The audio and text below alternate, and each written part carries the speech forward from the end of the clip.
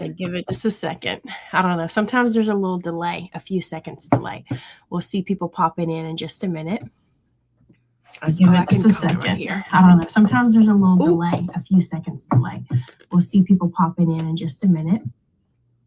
Give it just a second here. I don't know. Sometimes there's a little delay. Okay, I don't know what's going on. Hang on. Is it me? Hang on. Let's test that again. It says watch live now. Tell me. Okay, is it repeating? Is the echoing gone? Jenny's here. Oh, sorry, Katie. Katie's here. You can't see her. There she is. Oh my God, I'm so excited. I had no idea. Okay. Well, you brought it up, and I was like, I let it go for a little while, and then I was like, because Katie probably would DM her and ask her, and then I was like, let me just ask. Girl, I'm a flake if nothing else. Hell no, I had an idea, and I said, bah. There was my idea. Okay, it was me. I was making it echo. Sorry, I had like 17 different windows open. Oh my God, I'm so excited. Okay. Hello, everyone. Kelsey said, it's me, Kelsey. Okay, the literary, because I probably would have forgot again. The literary hearth. Is it like hearth? At least she's consistent with the profile picture. Skeleton Key Books is Otherwise, here. we'd be like, Kelsey, who are you hiding from? Like, why do you have so many accounts? Yeah. Well, let us know. We just need to be in the loop. Kelsey's not a real name, actually. Probably not. So if anyone is new here, on my screen, I have Jenny to my side and Katie down below. Katie is always here. And then Jenny is our guest for this show. She's going to help us talk about The Thursday Murder Club by Richard Osman, because she had some very passionate opinions in the Discord. Also, I'll let Jenny introduce herself because she does have a YouTube channel. So. I do. My name's Jenny. My handle's at The Quilt Junkie. I am a quilter, cross-stitcher, and reader, plus many other things that I absolutely do not have time for. But I found Beth through her whip parade. I guess it would have been at the beginning of last year. And then I just kind of elbowed my way in her Discord and just changed my address. And now I receive mail bears. It's been really fun getting to know everybody. And I just love, I don't have any bookish pals in my life. So just went and found some. And for the record, just because I finished this book and made some notes doesn't mean I enjoyed it. She said, hold on, let the record state. Didn't actually like it. Don't accuse me of such things. But I can write about anything. So like I used to, when I was in college, I used to write reports about like tenderness and beef muscles. So I can write about this. It's fine. So I was like, well, I really need to know why I don't recommend books. And I don't know if everybody's like that. Like, I don't want to talk trash on books, but I'm like, skip that one. And then the next question is always why. Yeah. And so I was like, I'm going to tell you now, I'm going to do better at saying, like, organizing my thoughts about things and saying, like, here's what sucked. Here's what I did like. I think there's a few silver lining things in this book that we can all agree were interesting or at least fun to look at in the movie. Like the setting, things like that. But yeah. Katie, are you frozen or are you just, oh no, she's not frozen. No, I got a house full of kids and there is a 2-year-old on my husband's shoulders and he just said, I'm going to do my best to hold this fort down. Hey, watch that fan, please. All right. I'm going to see y'all later now. Love you, bye. Chris Columbus hater. Did you finish watching the movie? Skeleton Key Books. What is your actual? You don't have to share your actual name. We'll just call you Skeleton Key Books. Yeah, so the Thursday Murder Club. And I just wanted to also say that today we're going to be talking about Thursday Murder Club, which I do have some notes because I did want to, I felt very crummy to like, oh, this is the rebrand and this book. I have nothing to talk about.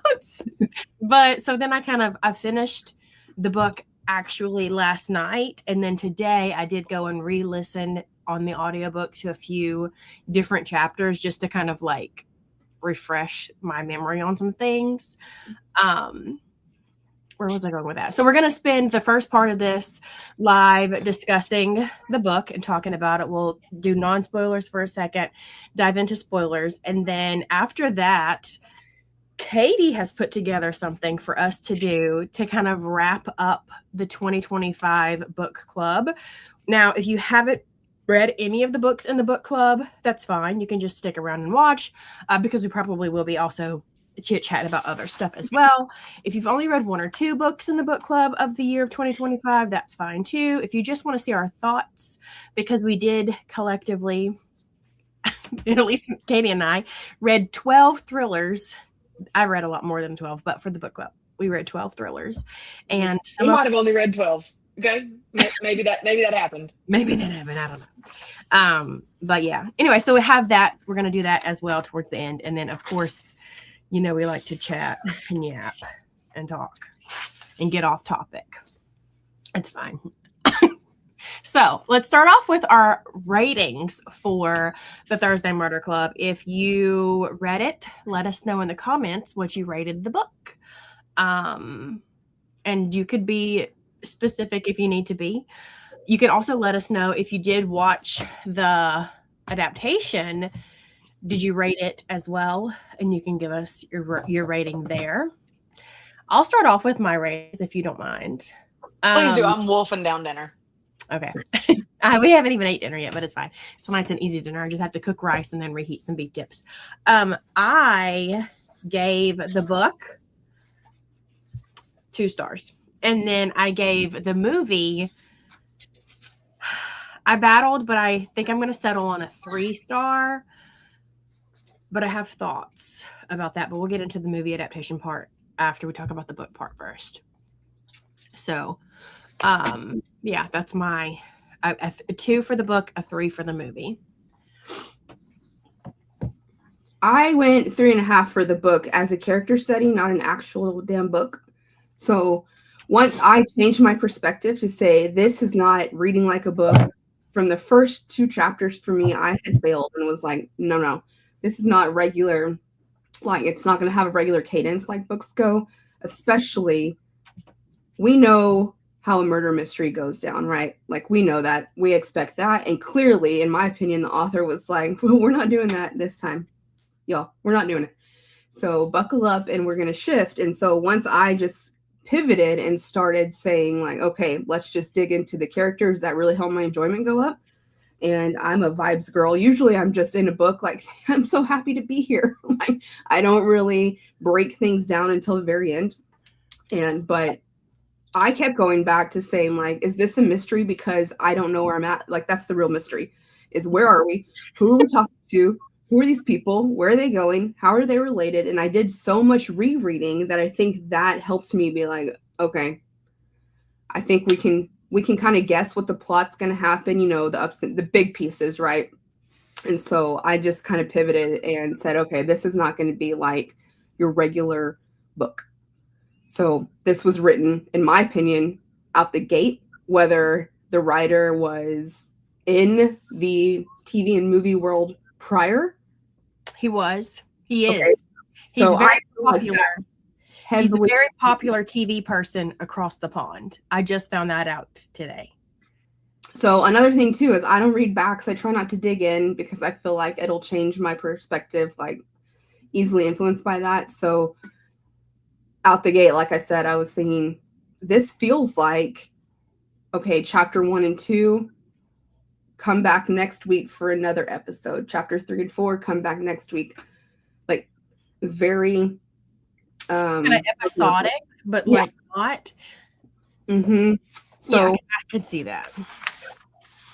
Once I changed my perspective, my enjoyment went up because I thought, you know, like I thought the characters were good and detailed, and I like how they all kind of came together at the end. But I enjoyed, which is rare for me. I usually enjoy adaptations less than.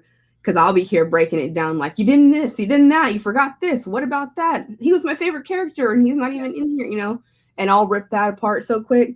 So I didn't do that this time and I gave it a fair shot, but immediately last night I was like, oh, that's what so-and-so looks like. I could tell those characters apart immediately, and I almost wish, and this is probably one of the things that I will say for this book, is that from that alone, getting into should have watched it first and then came back to the book and like, flesh it out, which I don't know that I've ever experienced that.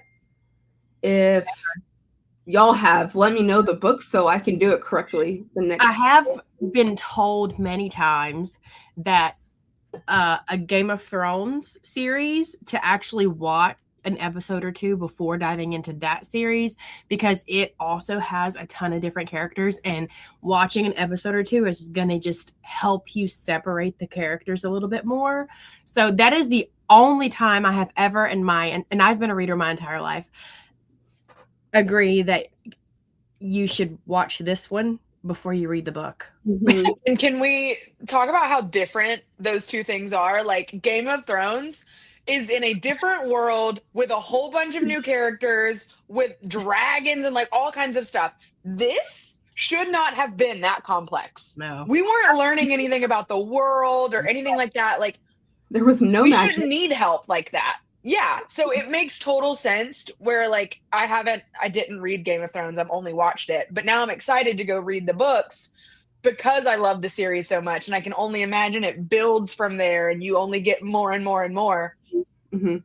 I shouldn't need that much help for a murder mystery about old people. Like, watching the movie, you would never know that the book was as Convoluted. I don't know if it was hard to follow, Convoluted is, or if it was the just word not that I have interesting in my enough for me to care. Like sound off in the comments, because Beth, in your Discord, it was like everyone's like pen and paper out. I got to figure out who these characters were.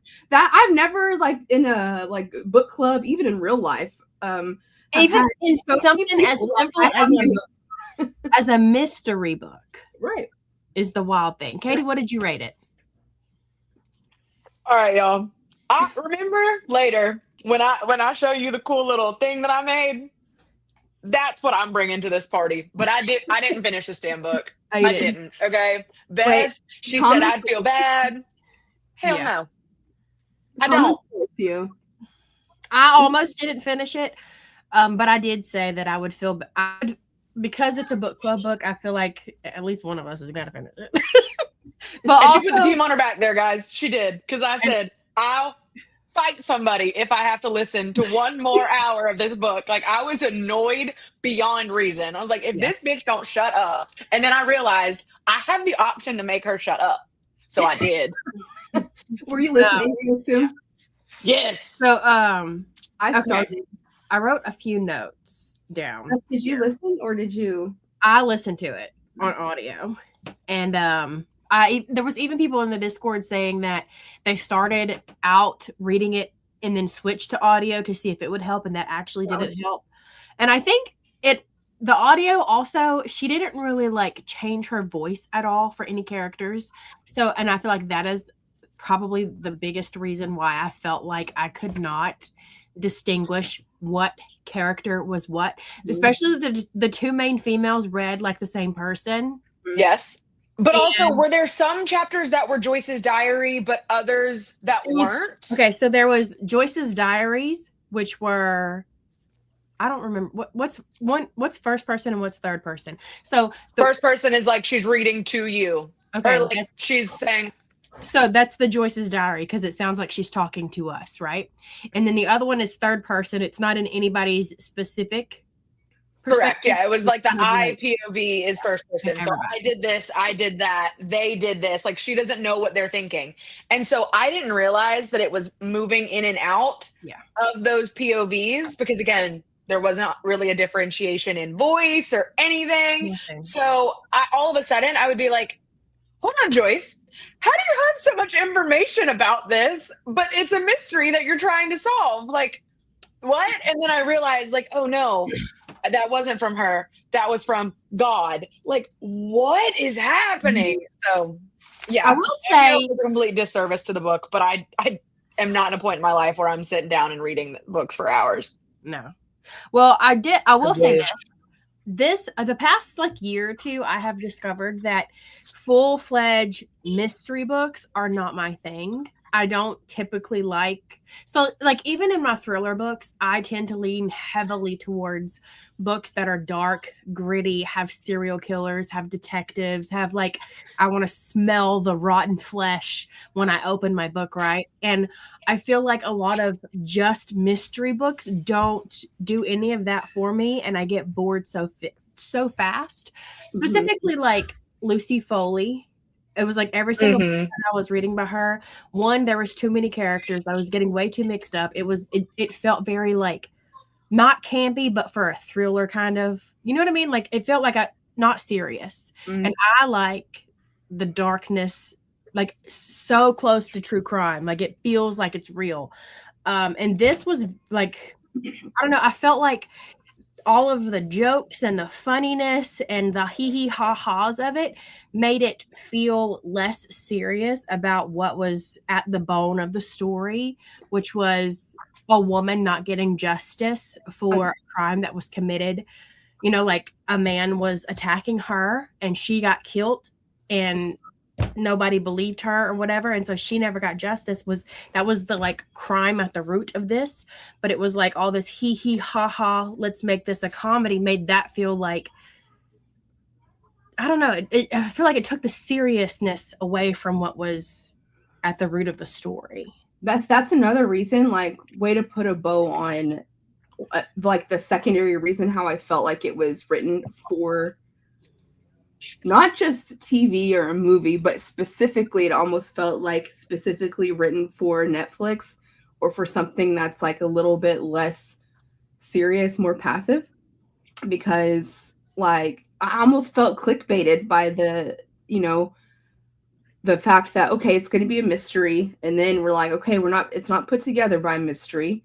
And then you're having to go back and forth with characters and really focus on what they're doing, who they're doing it with, blah, blah, blah, blah, blah. And then there's like undertows of this comedic thread, but it's not even like comedic relief to me. It was just kind of like a way to address some of the themes in the book in a lighter way, almost, instead of taking itself seriously. If that, I don't know, because I It's thought like tone whiplash, you know. It was like, do you want to be serious or do you want to be funny? Like, you could tell, and that's how you could tell that this man started out in like TV stuff. I think he's like a TV producer or whatever, because it read very much like it would be uh-huh.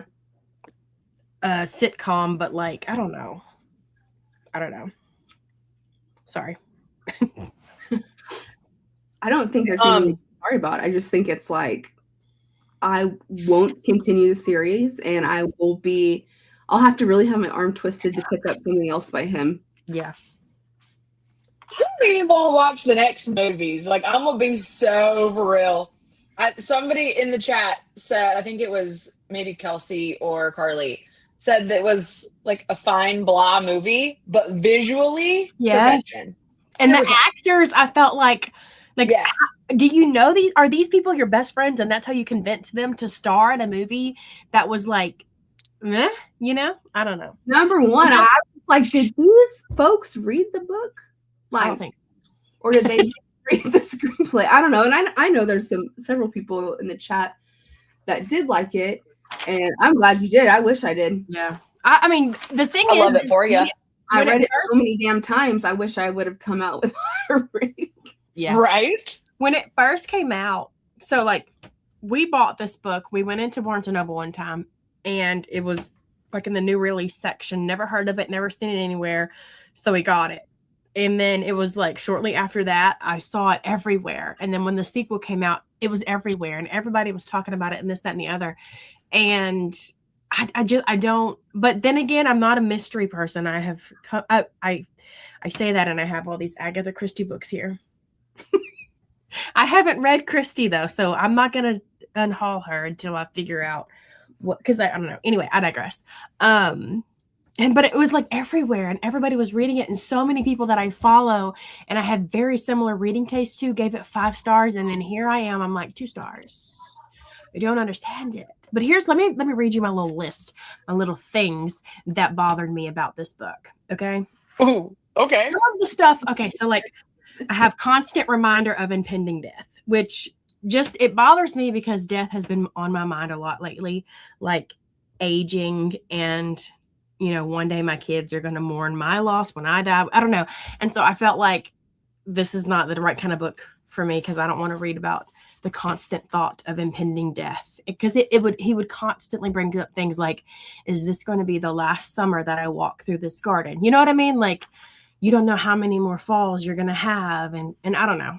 It just kind of was like, you're killing the mood, man. And then, I don't think I enjoyed mysteries. The mystery in this was too convoluted. So at the very beginning of the book, you have, what was his name? Tony was murdered. Okay. And so he's the first like death at the very beginning. And so you would think that would signify like that he would be like, that's like the trickle of the domino, his death would lead to this, to lead. And then in the end,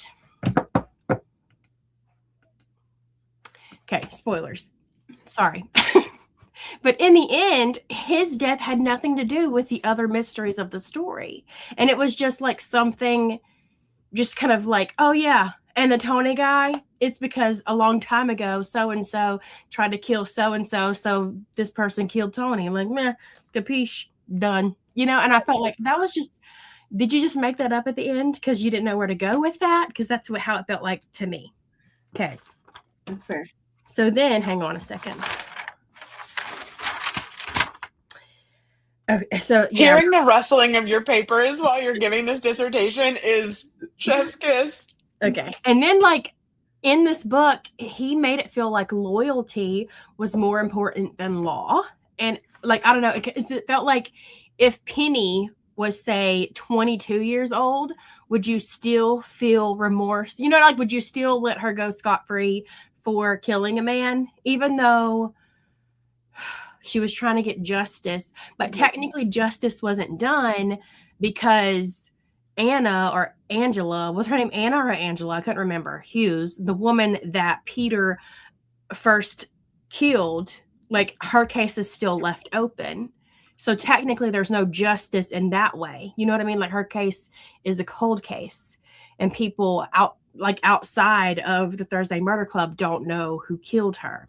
I digress. So like, is loyalty more important than law? But that also circles back to little Miss Elizabeth, okay, our little style icon. She thought she was above the law.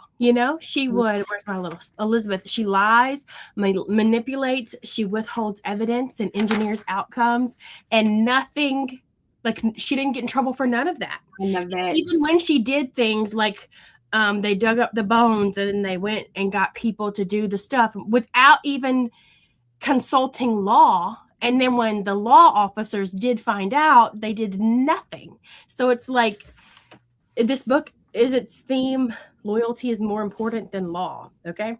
Then I felt like I had tone whiplash because we were hee ha ha and over here, but then we were talking about somebody being sexually assaulted over there. And I'm just like, these two don't fit in the same book, in my opinion. Then we have all of these mysteries. You have Tony's murder. You have is his name Ian? Mm-hmm. Ian's murder. Then we have Anna Hughes. Anyway, the first person, whatever. Anyway, her thing, whatever. All of this stuff going on and like all this investigating and sleuthing and whatever. And then we have the payoff at the end was what? Right? So it's a reveal where the reader instead... So it's like it happens to the reader instead of the reader getting to experience it. Like the reader is being told the outcomes instead of us witnessing it on paper. Does that make sense? Yeah, no, it does. Okay. And I think that goes back to like the whole expectation of a murder mystery. Yeah. It's like, and when you get into some Agatha Christie, I think you're going to be like, so okay, this is a different way to do it. This is kind of where, I mean, we'll wait till you get there. But I think you'll enjoy that because I feel like there's a little bit more, like the things that you're on your list here. Yeah. I feel like they'll be satisfied in some. I'm not done yet. Anyway, the ending to me felt cheap. It felt like I was robbed of the experience of sleuthing as a reader, because I feel like in a mystery book, and when I went to an Alice Feeney book signing, even Alice Feeney herself brought this up, is that when you dive into a mystery book as a reader, you expect to be able to solve the case, figure it out, either before the big reveal is there or after the big reveal, and you figure it out with the characters in the book. But it's the author's job, being a mystery writer, to leave you these little Easter eggs and such, these little red herrings and whatever, so that you can piece by piece connect it and like things backtrack and things make sense. Versus in this one, you couldn't. Like it was just kind of revealed to you. There was no way for you to piece it together, because it's like, oh yeah, matter of fact, it was, like, I don't know how to. Anyway, and then it says my notes. Angela's murder drives the entire plot, and it motivates multiple killings, yet she never gets justice, which is what I was talking about earlier. Mhm. It just kind of, her death is just like written and put in the book to justify Penny and Penny's husband getting away with. I don't know. I felt like it was just, I don't know. It felt very last minute. Let me add this in there kind of stuff. But anyway, yeah, it's like a mystery, but it's not a mystery that you can solve. It just kind of like explains itself at the end. Yeah, and I think that's what I was like starting to see writing on the wall at the beginning. Yeah. And I was like, it's not what I expected, which, I mean, that's a lesson in managing expectations, but shifting perspective there, it's still like, okay, the tonal thing, I hadn't thought about that, Beth, before you mentioned it, but yeah, that was like one of the things that I couldn't put my finger on, is like you just having, back and forth with, I don't know, it's almost like misplaced tone. And I don't know if it's just because we're regular ass Americans and he's British. I don't know if we're losing that, because they do, like, I feel like the sense of humor is different. And I feel like too, whenever someone in the comments said this was misshelved as a cozy mystery, Deegan, I don't even think it's a full-fledged crime novel, I don't either. because out of all of the thrillers that I read, my favorites are the crime novels. Mhm. Like with Karen Slaughter, with J.D. Barker, I like sleuthing. I like my thrillers to have some sort of detective character at the forefront of everything, which in this, it does tick that, because you do have Donna and Donut Boy, and I forgot his name, Chris. And then you also have, Elizabeth going around trying to figure stuff out, whatever. But I feel like it felt like a sitcom, like detective, versus like an actual, I don't know. It felt like a sitcom. Like I was reading a sitcom with a few things thrown in, but not even like, I don't know.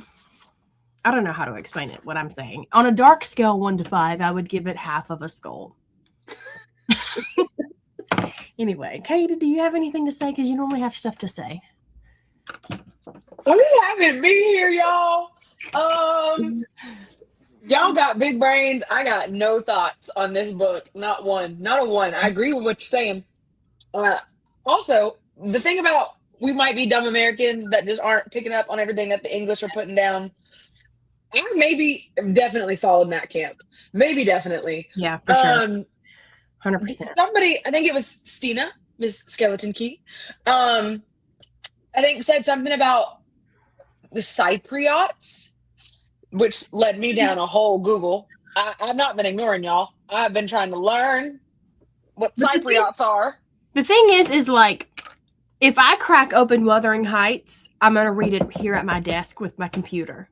You know what I mean? Because like, if I crack open The Hobbit, I'm going to read it right here at my desk with my computer. If I am sat as a you know student. what I mean? So that way I can like look up, what did, J.R.R. Tolkien mean by this quote and this whatever. Mhm. Versus a mystery thriller book, this is something that you just, it's not, to me, it's completely different. And so I don't go into a mystery thriller book or a mystery book or whatever with having that kind of brain on. It's like my analytical brain. I'm going to take it out and I'm going to plop it to the side and I'm going to just listen to a good fun time. Mm. So that's probably another big reason why when I was reading this, I didn't really catch on because y'all were mentioning some stuff yesterday as we were doing the buddy watch last night of like things that were, signifying this and signifying that. And I was just like, I don't know anything that you're talking about because when I read or listen to a mystery thriller book, I just want to know She's a brain off. exactly. I'm just here for the vibes.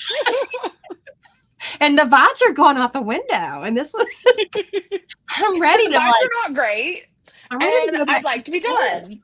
I'm ready to go back to school. I'm ready No, to put my brain to the test.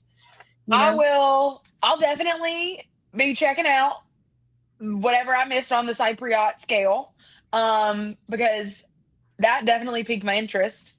Got my Google tab up. I don't even know what that is. Me either, girly pop. I just spent 5 minutes over here on Google, and I still don't feel like I actually know. So I'm not gonna lead the class on it. But the couple of things that I did, like the redeeming qualities, when there were some, I will say I do like a book that makes me feel like I've experienced something that I've never experienced before. Because like that's one of the number one things I enjoy out of reading is like you live so many lives. You experience places and cultures and things that you wouldn't actually get to in your day to day normally. Yeah. So it being set in a different setting than America is something I normally really enjoy. And I will, like, I think Jenny, you mentioned, like, I had to look up what a spinner is or a spanner or something like that. And like, they did a runner and like, I eat that stuff up. Like that kitschy stuff, which is light and it's easy. I did pick up on all of that and I enjoy it. But yes, anything deeper than the surface level, like lingo, I probably was lost on me. I will say there was a moment in the book where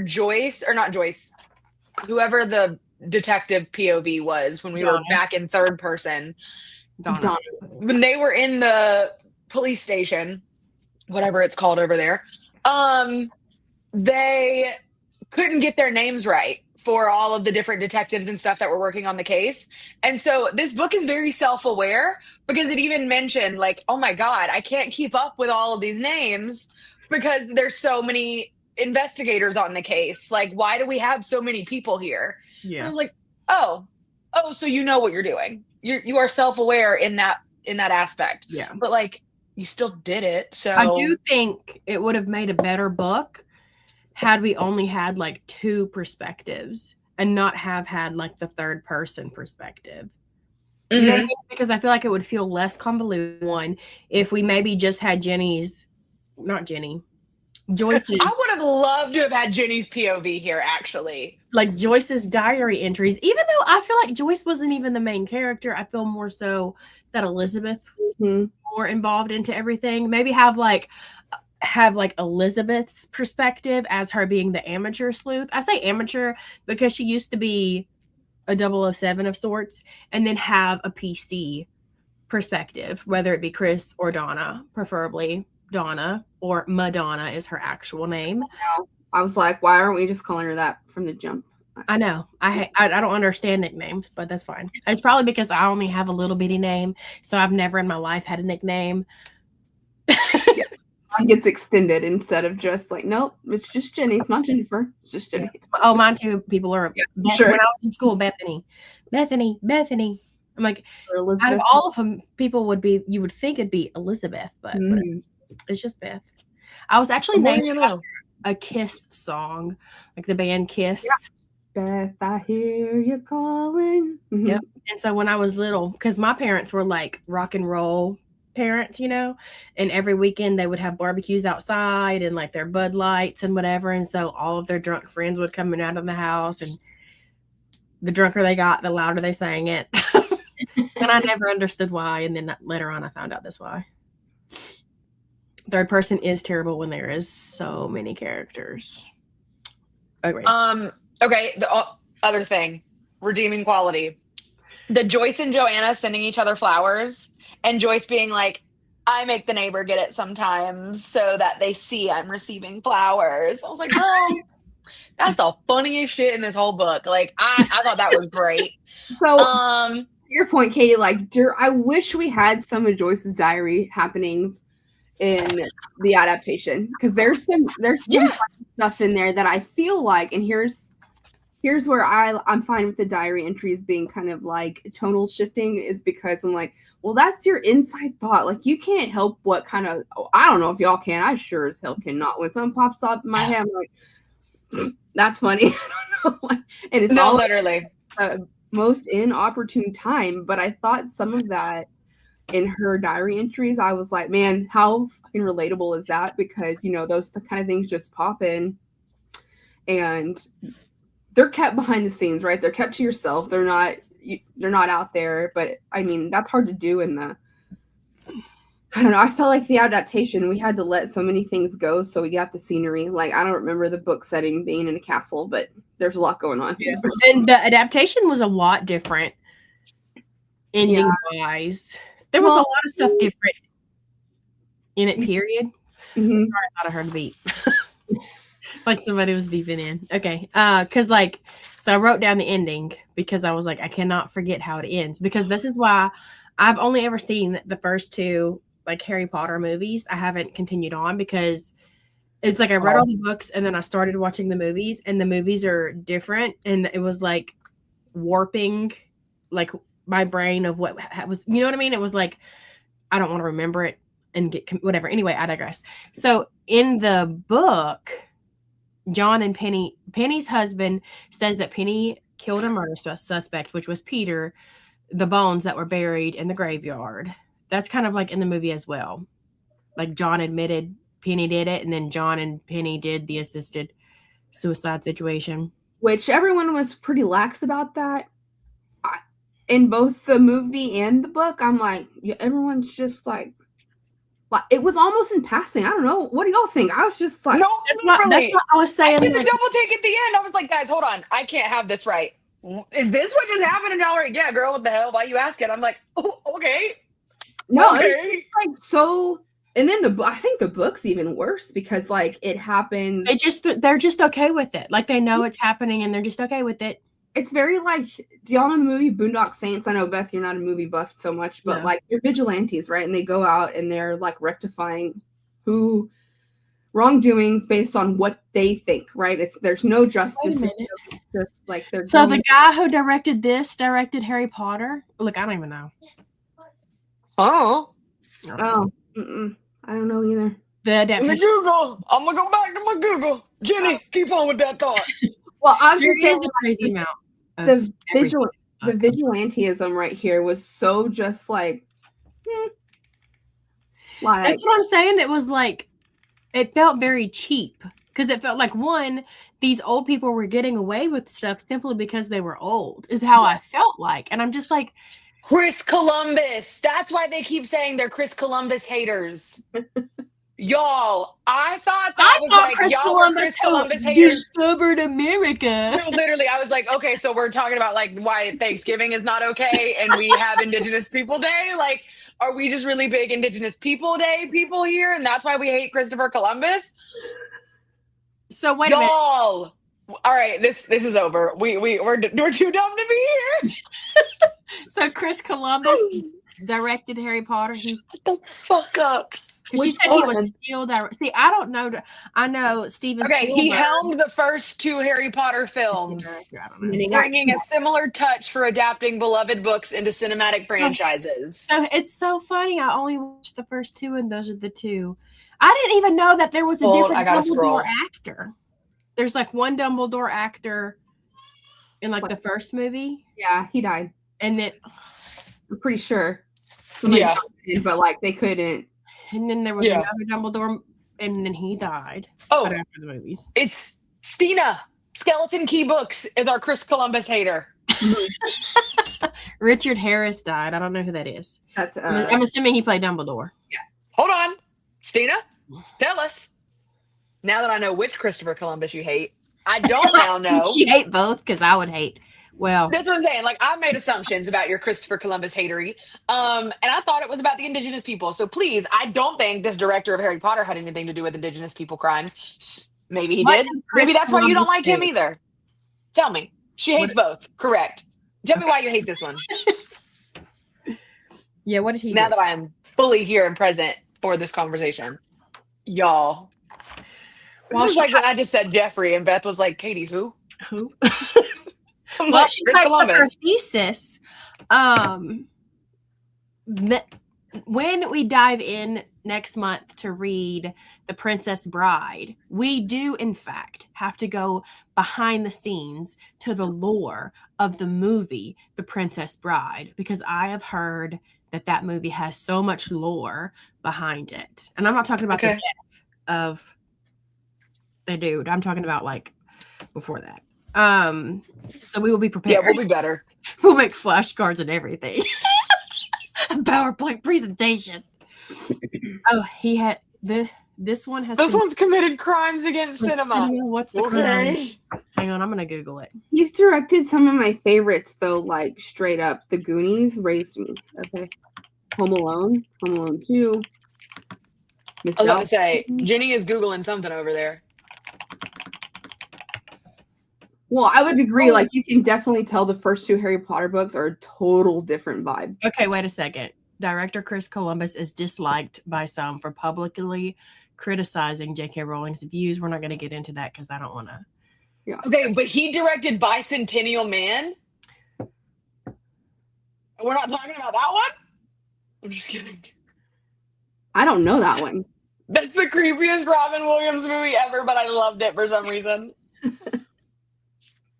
He accused Donald Trump of bullying his way into a Home Alone 2 cameo, which the actor Macaulay Culkin is petitioning. That's one way to say it. Whatever. Macaulay Culkin, I don't know his name, is petitioning to get Donald Trump's cameo. Oh my God. Is he Doubtfire? So is he hated because he's Democrat? Because that's all I'm finding. Oh, wait, no. All right. And then for our next segment.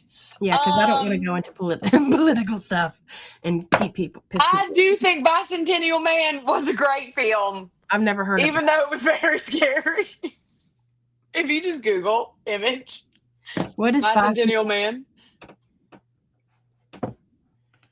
See? Ricky gets me. Bicentennial? How do you? I don't even know how to spell it. Me neither. T-E-N-N-I-A-L. Man. Ew. Oh, it's Robin Williams. Yes, he's in it, but he's also a robot. It is so creepy, but it is so heartwarming. Is it heartwarming or heartbreaking? Anyways, I'm not gonna tell you. You go watch it. I don't. Okay. I don't even watch movies. It's a family flick. This book club is gonna get me into because like I feel like as we discuss in the book club, like Carly and Ricky especially, like they know the directors who directed the stuff and their grandkids and what they do as a side hobby and what books are coming out into movie. Like they know the birthstones of all these fucking actors, and I'm just like, I don't even know a name. I can't even name a single actor that plays Emma. I can't name a single stone. In Harry Potter, Emma Watson. You got there? That's the only one I know. I don't know any names of actors, or I don't know. Yeah, I can barely remember names of people in books, much less. Which we have found here today. Yes. I suck at names in general. I have a really bad memory, and I take it as a lot of trauma has made me have this really bad memory. There are some people in the chat that will appreciate this. There is a character in Brandon Sanderson's The Wayward. Hold on. The Way of Kings. I'm not okay. I almost said like The Wayward Kids, whatever. The Way of Kings. There is a character who forgets, like his wife's existence has been taken out of his brain. And so every time somebody says her name, he hears like a whooshing, like air, instead of actually hearing her name. That is how I am. My brain is like that with every name that's ever been said to me. It's like, hey, hi, how are you? I am. Pretty much. Like, my brain completely deletes that. I'll remember everything else that they said. I'll remember the sneakers that they were wearing on their feet when I met them and how many kids they have and everything about them. Their name, for some reason, my brain goes, useless information, and just throws it away instantly. I'm like, And it's a lot of things. I have memory issues in the sense that, like, my brain, I can sit here and tell you the entire lyrics to Usher's song. It's 7:00 on the dot. I'm in my drop top. You know what I mean? But she's I cruising will- in the streets. I will look at a quote in a book that I'm like, I need to write that down. I go to write it down. I don't remember a single word that I just, like, I have to sit there and do it word by word. This isn't a. I feel like Correct. I could never be an actor. And Can you then, imagine like memorizing that stuff? No. I have listened to an ungodly amount of Taylor Swift music in the past few years. I've listened to Taylor Swift since 2006, but the amount of music that people will write out a lyric and be like, "What song is this from?" And I'm like, I have no idea. But if you play the song, I'll know every single word of the song. For sure. Like, I don't, like, my brain will not hold on to anything. Like, I can't remember quotes from movies like people can, unless it's like, I'm happy, I'm cute, I'm popular to boot, I'm bitching, great hair, the boys I love to stare. And I think it's because it's like, Music. I don't know. But other than that, I don't know. I can't remember shit. Let's hit the torrents. I'm glad somebody recognized what that was from. Your Captain Torrance. 100%. Bring it on, in case anybody is here and doesn't know the iconic masterpiece. I I was can't. about to say, if we were watching those kinds of movies, let's do it. I am the teacher, class is in session. I can tell you everything you need to know about those, because I've got nothing but useless information between these ears. Yeah, but then the important stuff I can't tell you. I can't. There's No. days where I can't even remember my own address, and I have to go to my Amazon account, go to like my orders to look at where it was delivered. That's hilarious. Remember my address. It's numbers. It's like, if you ask me a number, Oh, like I don't know my husband's telephone number. I'll be on the phone. I don't even Gun know in my head. You know, they'll be like, "What's your phone number?" And then I'll have to recite it out. And they're like, "What's your zip code?" And I'm like, "Well, you done fucked I me feel up like to zip ask me what my code phone is number was. numbered. Now I can't think of a zip code." She's over here like, these dumb heifers. Like, I don't relate to anything. I'm so smart. We know that, Jenny. We know. And then I was like, "Hang on, I need to find the bill because I have absolutely no idea. I can't think of the numbers. I can tell you what street, but I don't know any number now because you done fucked me up by asking me what my phone number was." And they ask questions like rapid fire, and you're like, I'm still patting myself on the back for remembering my phone number. Okay, I need a little I need a moment. And you sound like a fraudster because you're like, well, hold on.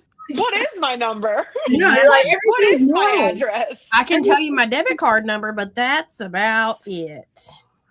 Oh, I used to, and that was so dangerous. That was so dangerous. But I know it.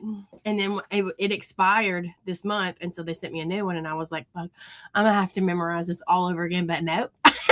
Nope. It's the same number. They just changed the little pin, the little 3-digit, whatever the hell. Anyway, okay. Are there any now- other thoughts on this book? Any other rapid thoughts? I can still remember. I can did remember. like. I can remember my house phone from when I was a little kid. Sure can. And Jenny, also, like, the show phone me number. that. Did y'all Show used it to to me. have? Oh my god! Did y'all used to have So good. a phone number that you call, and it would be like, the current time is, Oh, yeah. and the temperature is, or you had to call. The I time still and know temperature. You mine. just called it I time and still know temperature, 886-5511. Yeah. Then that was before we had to memorize area codes. Now you got to memorize area codes. They changed our area code like when I was in junior high or high school, because like our area outgrew the number, like we ran out of phone numbers, so they had to create a new area code. It was awful. That was the first lesson in life's not fair, kids. So, you had to like remember everything. Forgot it. But yeah. That's I funny. remember mine, but now everybody that I know is dead. So it's like, once I forget it, that's it. Because like my grandmother just died, and she was the last. Beth, you're having a hell of a month. 2026 is your year, Beth. I'm gonna get hot. Everybody I know is dead. Well, not everybody I know, but like my grandmother, my grandfather, my mom, my brother. Like, I'm the oldest in my immediate family now. Let that sink in. You know what I mean? Like I am the premium adult of my family. There is nobody above She me. is. She is premium. And I can do Period. every fucking thing. So good luck. She said, "Don't come me asking for shit about our family tree." Don't even. Okay.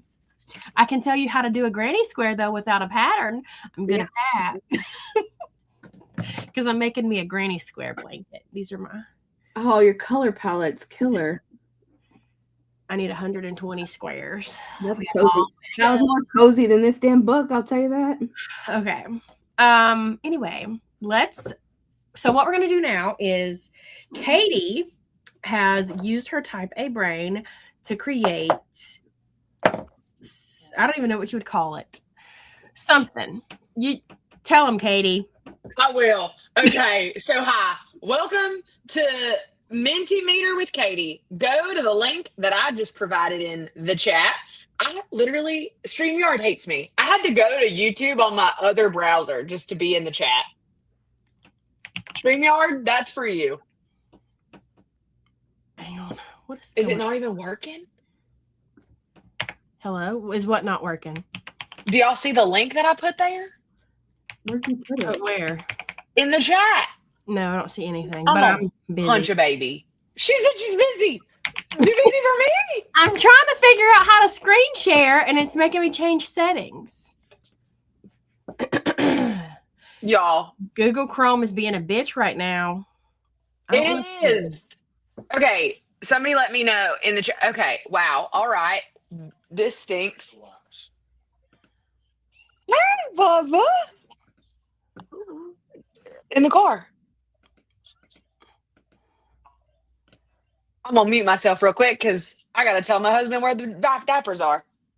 I'm gonna In have the to. car. Hey, It's gonna knock me Yes. out, but y'all don't freak out. I'll be right back.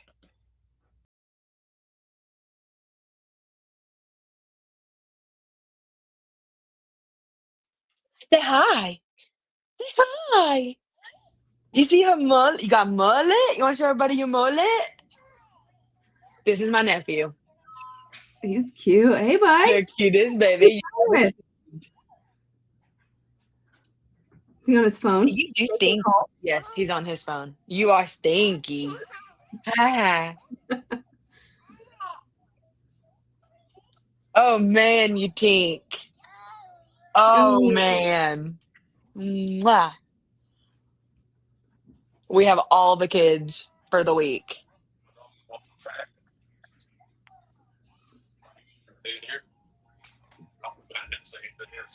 Oh. Sorry, I'm trying to All right, share there the she screen, is. and it keeps, Google Chrome is saying that I have to give it permission, and it had to close out my Google Chrome tab to do it.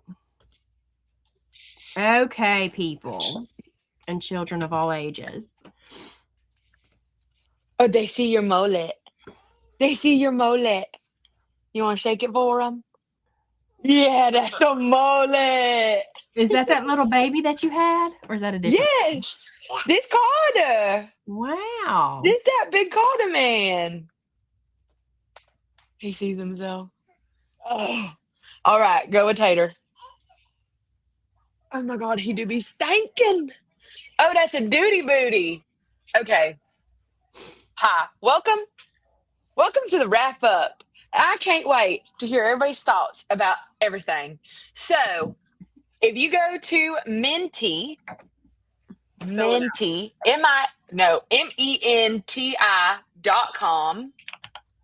and I'm gonna try to refresh this and see if it lets me in the chat. Okay, then what else? All right, are you at Menti.com, everybody? I'm about to be. It's then gonna ask you for a code. And what is this code? I'm gonna type it in the comments. Okay, if you can type it in, that'd be great.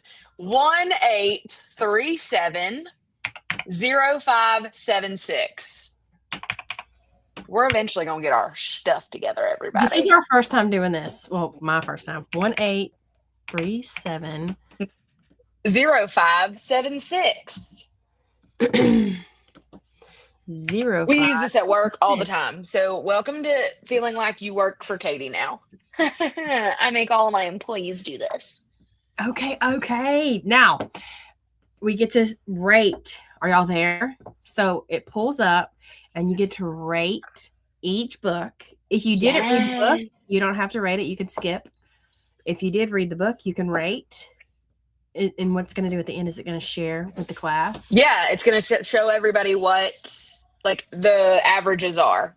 So for each book, if it's a 4.5, should I just give it a 4? That's up to you. That's between you and God and your Goodreads account, you know? Okay, true. So this is just your reminder. What were all of the books that we read this year? Beth is sharing them on screen. We read some stinkers. We read some good stuff. Some were so bad, Jenny had to go. She said, I'm getting the hell up out of here. Oh. Okay, hang on. Wait. Okay, I need to pull this to the side so I can see. Okay. Oh my God. You could have changed that diaper in this anywhere. This book will bury me. Is April. Tell me what you did is May. I don't give stars. I don't give books 1 stars. Do y'all? I give a book. I think I've only given a few books 1 stars. I feel like I always give them a minimum of a 1 anyway. 1 for effort. Okay. Like, good job for getting published. 100%. But the only ones that I've given a 1 star to are books that I feel shouldn't have ever been published. Oh, okay. Like, how'd this get through? Because there's this one book. I've talked about this book before because it's the only book that truly comes to mind when I think of a 1 star. And it is called, and now I'm not going to remember. Oh, there's actually been a few. And it's funny because most of the 1 star books that I have rated 1 star, they are extreme horror. And that's why I quit reading extreme horror, because I felt a trend coming. And if you DNF'd, I would give it a 1 star. I don't rate my DNFs, but for the poll, I would give it a 1 star. Like, you know, like if you're doing the poll. What was it called? It was about a guy who worked at this hospital place. And what did he like to do? He liked to creep down to the morgue area to do the nasty with the dead bodies. The thing. And then he meets a woman there. So one night. Wait, are you telling a story like a real story or about a book? About a book. Okay, thank God. Woof, okay. Sorry. I had to recenter here. All right. I'm caught up. And so he like sneaks down to the morgue area to do the nasty with a book. I mean with the dead body. And the author kind of goes into explicit detail and like makes gassy noises and stuff like that. And then while he's down there, he walks in on a lady consuming the corpse of an infant. Okay, so Ann Beth, that was all the time we had for you this evening. All right. So and I finished it. I sure did. And I gave it a 1 star. But it's books like that. I gave it 1 star because I'm just like, why are we sexualizing? Like, a horror book is supposed to be horrific, but it's to sexualize it is completely. It should have been an erotica horror. Anyway, there was another one where this lady like stretched her bottom parts out so far so she could shove a man's head in it. Okay, I don't know why Beth just keeps saying these things. I can't get her to stop. So, Where's the like sheep's hook where you're like drag her off? Literally. Those are the kind of books that I give But a 1 I pay her star. to shut it. And I quit reading extreme horror because I was like, this is a trend. This is a trend. We've got Carly's rankings. Great. Okay, Beth, which of these ratings do you think you're the most surprised by? Either that they're high, that they're low, that they're in the middle, based on your rankings of the books? I'm just happy to see my When the Wolf Comes Home is I don't see anything. far at the top. Where am I supposed to be looking? on the website. It just says, please wait for the presenter to change slides. Well, that stinks. Hold on. You get paid to do this at work? Yes. Yay! Are you hiring? Because I want to be at this kind of job. Okay, hold on. Hey, to be honest, I have an account that is paid for me at work, and I'm too cheap to do that here. So I'm using the free version, and I don't know what the hell I'm doing. Okay. But I'm gonna figure it out because I'm a girl and I can figure out anything I put my mind to.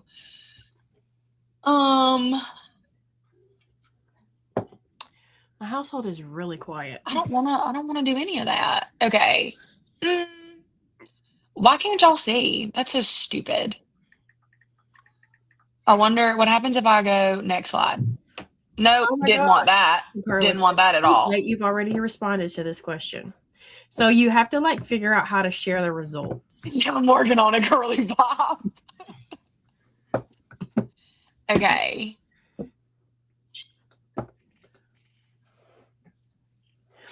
Well, while everybody else is still putting in their results,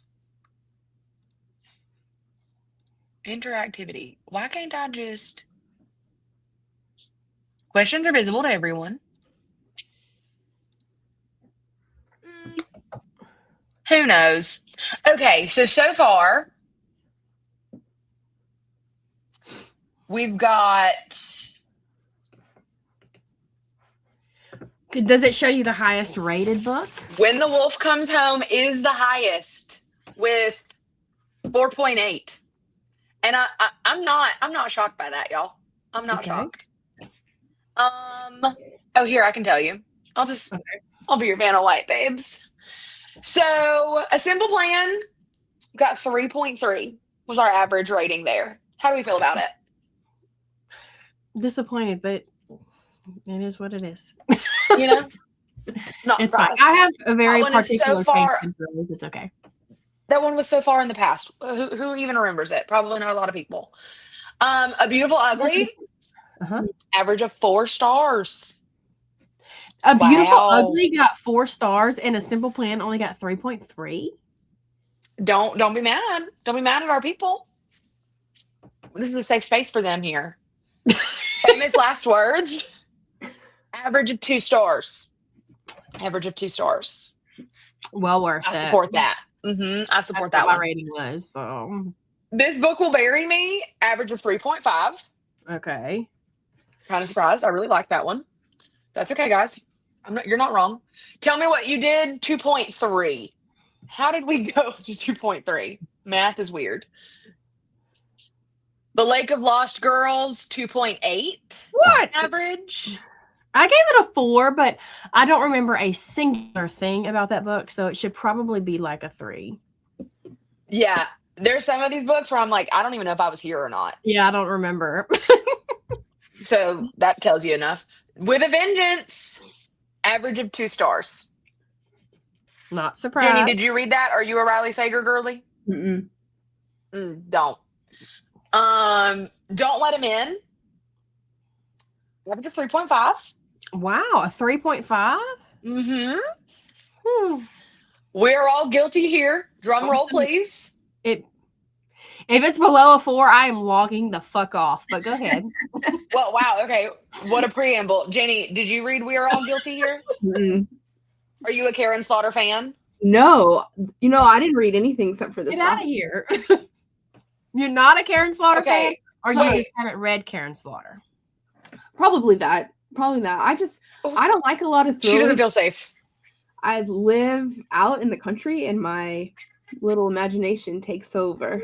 Okay. So you need stuff like the Thursday Murder Club that's hee hee ha ha. I thought I did, but I was not very impressed by that. So I don't know. Maybe until y'all, sorry to interrupt this, but if I listen to something like a thriller, I gotta listen or read during the day, but like when the sun sets, I gotta get some more upbeat. Because it's when it gets dark, I always scare myself out of reality. See, if I could find a book that made me feel that way, I'd be so excited. Like, I just want to feel something. So if I could be scared scare me, please. Okay. Riley So Sager just pisses me off. Stolen Kelsey. Tongues. Have you read Stolen Tongues? No, but I've I read want a to lot of because I've heard that. I've read a lot of dark books in my day. Okay, and Stolen Tongues is the scariest book that I've ever read. Carry on. Jenny, don't read it because Okay. it happens out in the sticks. Yes. Yes. And- Well, I'm so excited to have you along for the ride for the future of our book club because it's not about the thrillers and all of the Well, scary stuff. It's We're going to be gonna better. Fuck out. Yeah. I We're gonna- did. I read This Book Will Bury Me, and I was like, okay. And that's when I realized I can't go to sleep with that kind of book. So that book made me, and that was based off of like true crime, right? Like it was based off of an actual case, The Idaho 4. right? And I was a little bit like, because during the day, if there's a trial going on, I'll have it streaming like off YouTube, like in the courtroom, and because I cannot seem to get picked for jury duty, so I pretend I'm on the jury and I just watch it. So when I saw that book, I was like, oh, okay, I was just kind of, that was very on topic, but We are all guilty here is a what? Oh, I just love keeping Beth waiting. Jenny, you have any stories you want to tell me? I'm just kidding. Okay. Okay, We're All Guilty Here got a 4.8. It did. It did. They said, we know Beth's going to off herself if we give it anything less. So with a gun to their head. That is her best book, in my opinion. And then, let's see, what else do we have, Carter? When the Wolf Comes Home, I'm not okay now because this one was at a 4.8 before I started talking. Now we got a 3.3. And I just want all of y'all to know that I'm not mad. I'm just disappointed. I'm just really hurt in my heart. Can't believe y'all did that to me, but that's okay. Okay, That's continue. fine. The Ghost Rider. Yeah, it's okay. I'll just keep going. Okay. The Ghost Rider got a 3. Okay. Maybe we all didn't read the same book, but like that's fine. And then the Thursday Murder Club got a 2.8. So you're telling me our winner is Karen Slaughter, as it should be. And then our losers are Famous Last Words, as it should be. And With a Vengeance. Yeah, those are our 2 losers.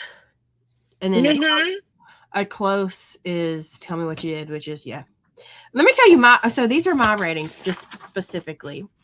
Okay, go ahead. I'm going to go by month, though, because I don't have the titles written down. I have the months written down. January, a 4.5.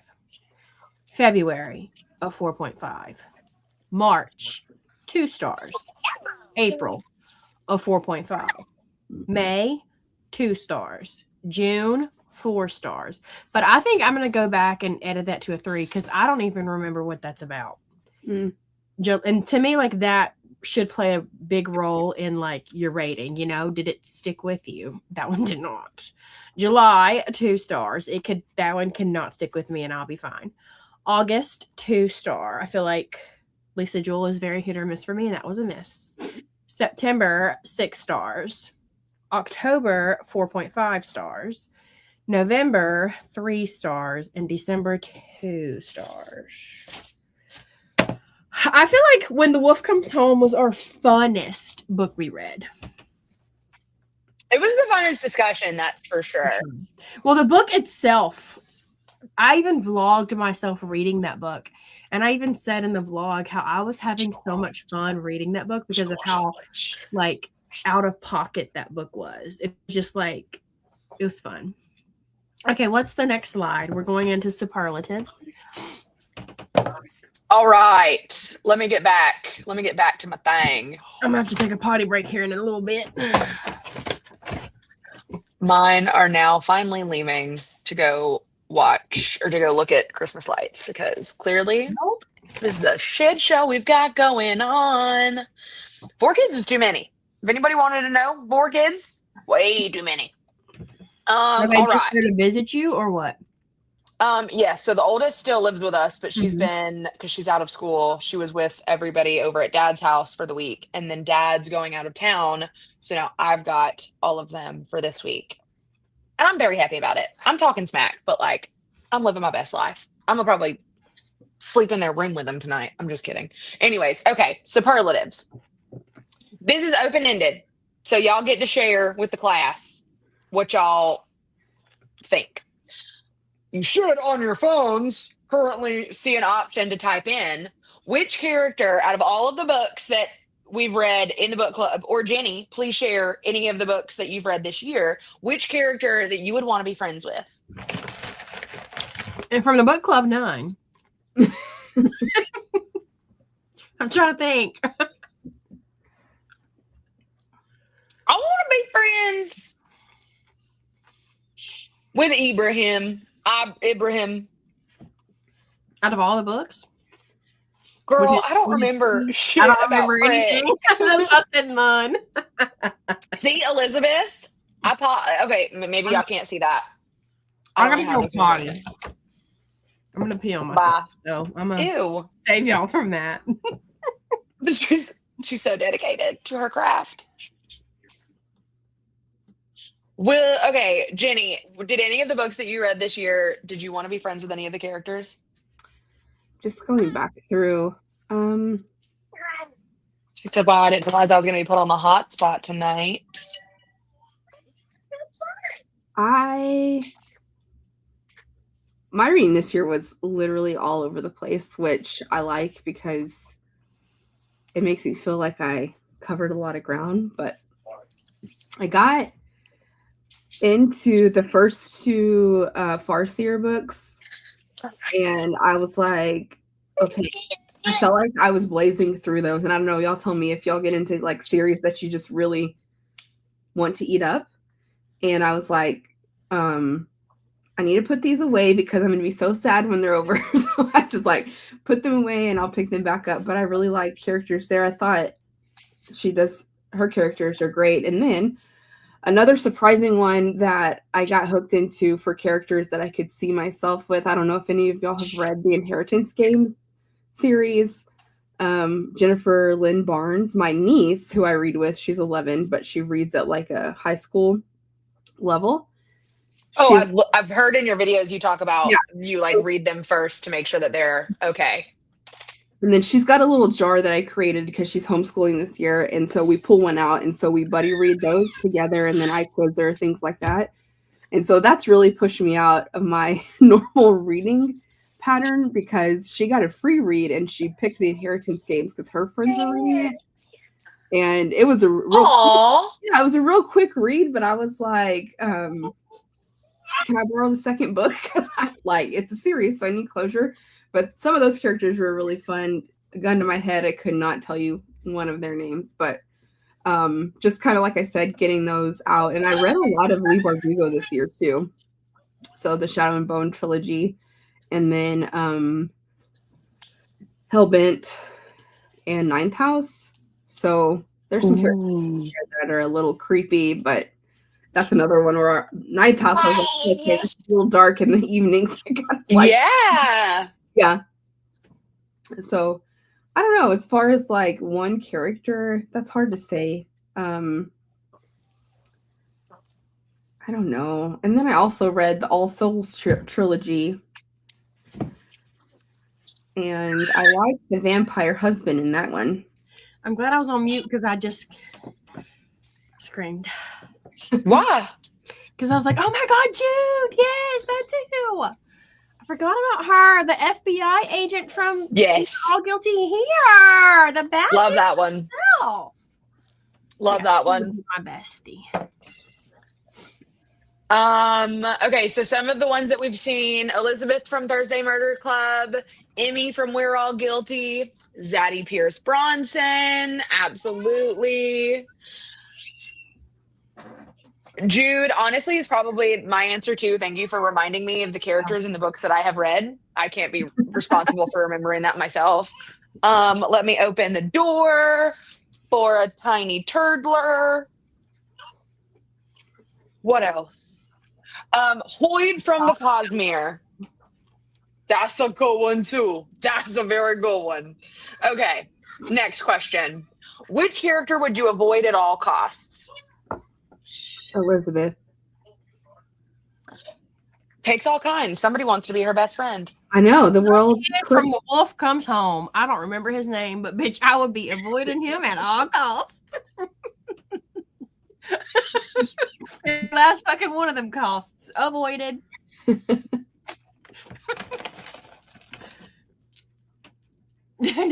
Carly agrees. Yeah, I was gonna say. I think Carly said no. Hard pass. Who do you, Katie? You know, I came up with these questions, and I don't think I realized that I have the memory of a goldfish. So yeah, the boy from that book. Yeah, next one. Which author are you most likely to read from again, or most excited to read from again out of all of these? Karen Slaughter done announced that her book for 2026 is going to be the sequel of We're All Guilty Here. So I'm just gonna let you know. Oh, maybe I need to read that then. Catch up. It was very good. And it's not, Karen Slaughter had so many different facets, and I'll pass the mic over to Beth to elaborate here. But I'd say she's got the darkest of the dark books, like Pretty Girls is quintessential.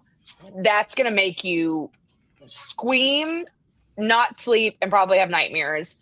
But also, she does the best police procedurals where it's like, you are in the best way. You are in the middle of our favorite like Criminal Minds, CSI shows, but not in the negative way that I feel like we were with the Thursday Murder Club, where we were like, this is only supposed to be a movie. Oh. Like, she lets you be there in the best way. So Karen Slaughter is very character forward.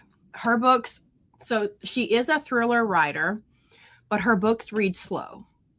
And that's not common when you dive into the thriller world. You expect it to read fast because it's a fast-paced thriller, but hers are different. They're slow because she is very character heavy. And when I say that is like, I bawled my fucking eyes out when I read We Are All Guilty Here. And I don't cry when I read thrillers.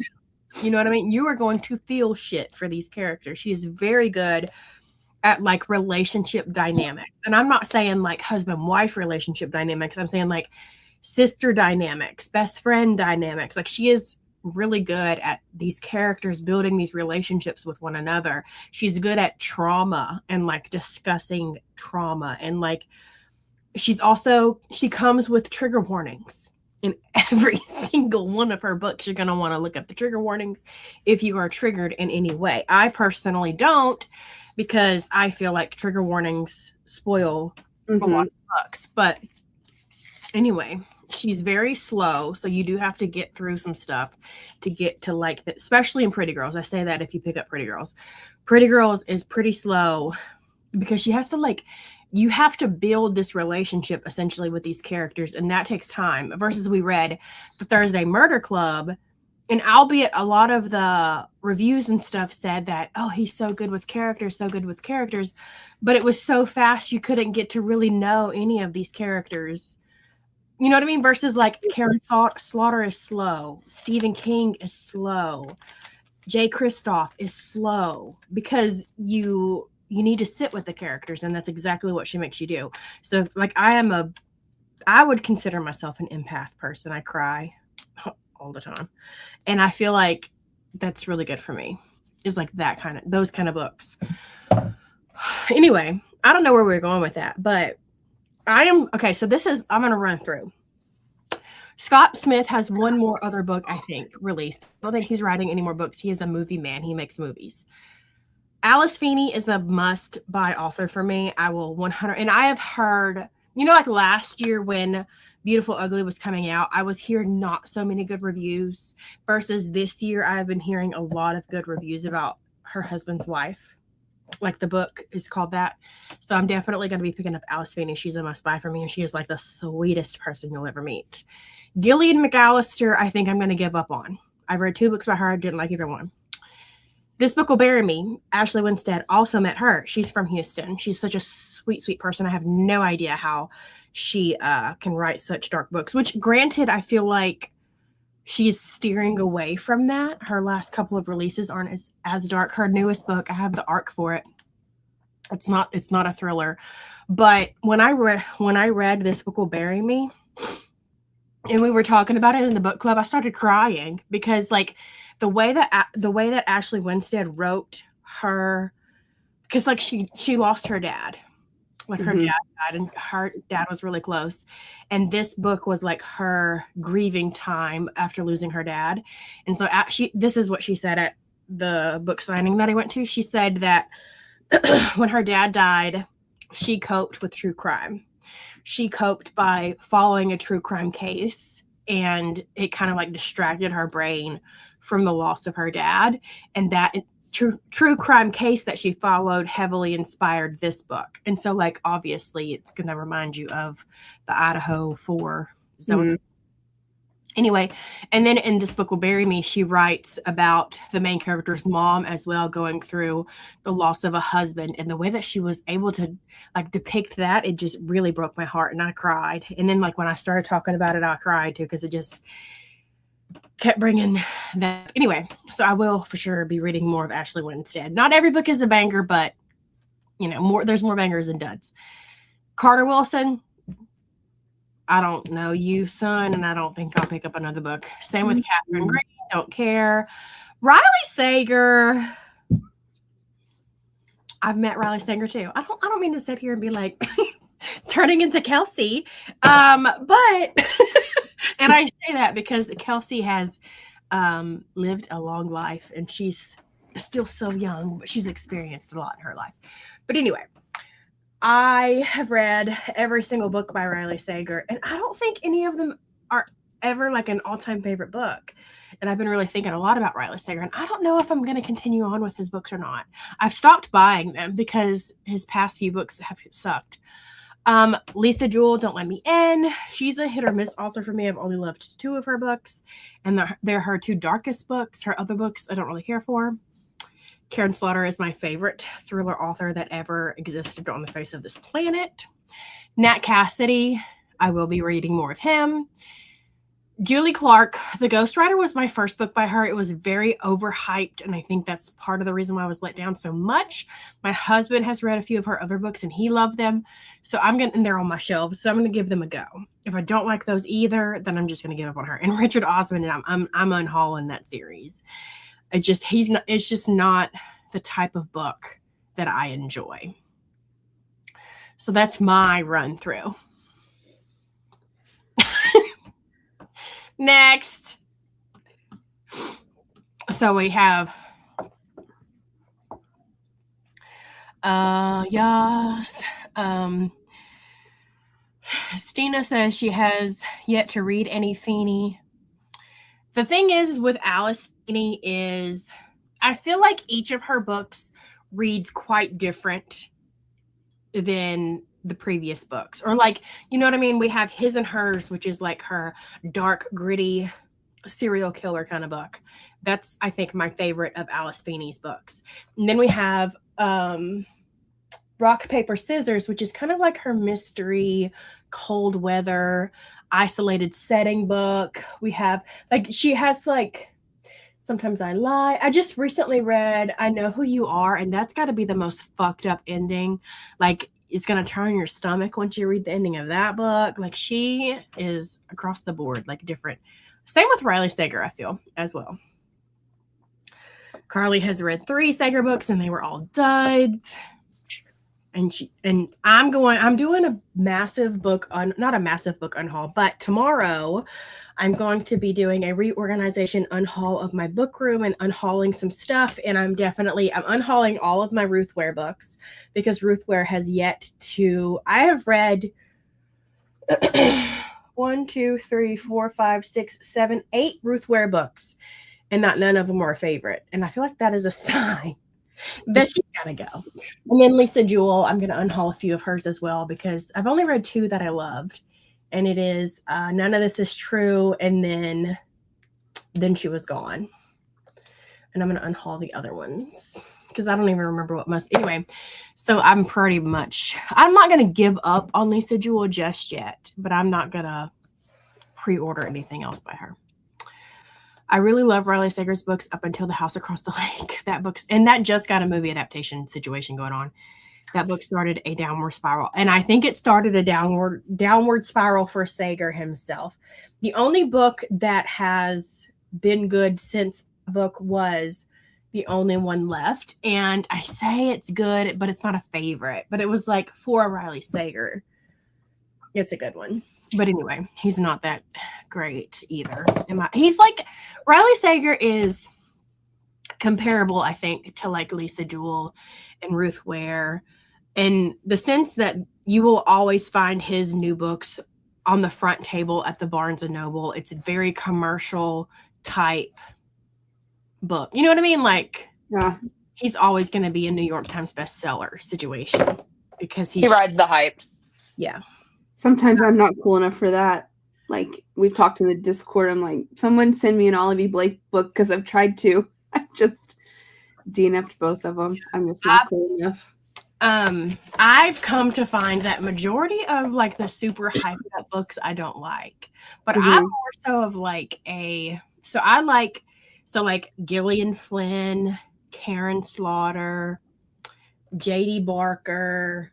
I like them to be like Peter Swanson, not all Peter Swanson, just some Peter Swanson, Meg Gardner, like S.A. Cosby. I want them to be dark, gritty, like I want to read about crime scenes. I don't give a fuck if Sue Ellis is down the street flirting with Tom, Karen's husband. I don't give a fuck about the neighborhood gossip, you know? So I like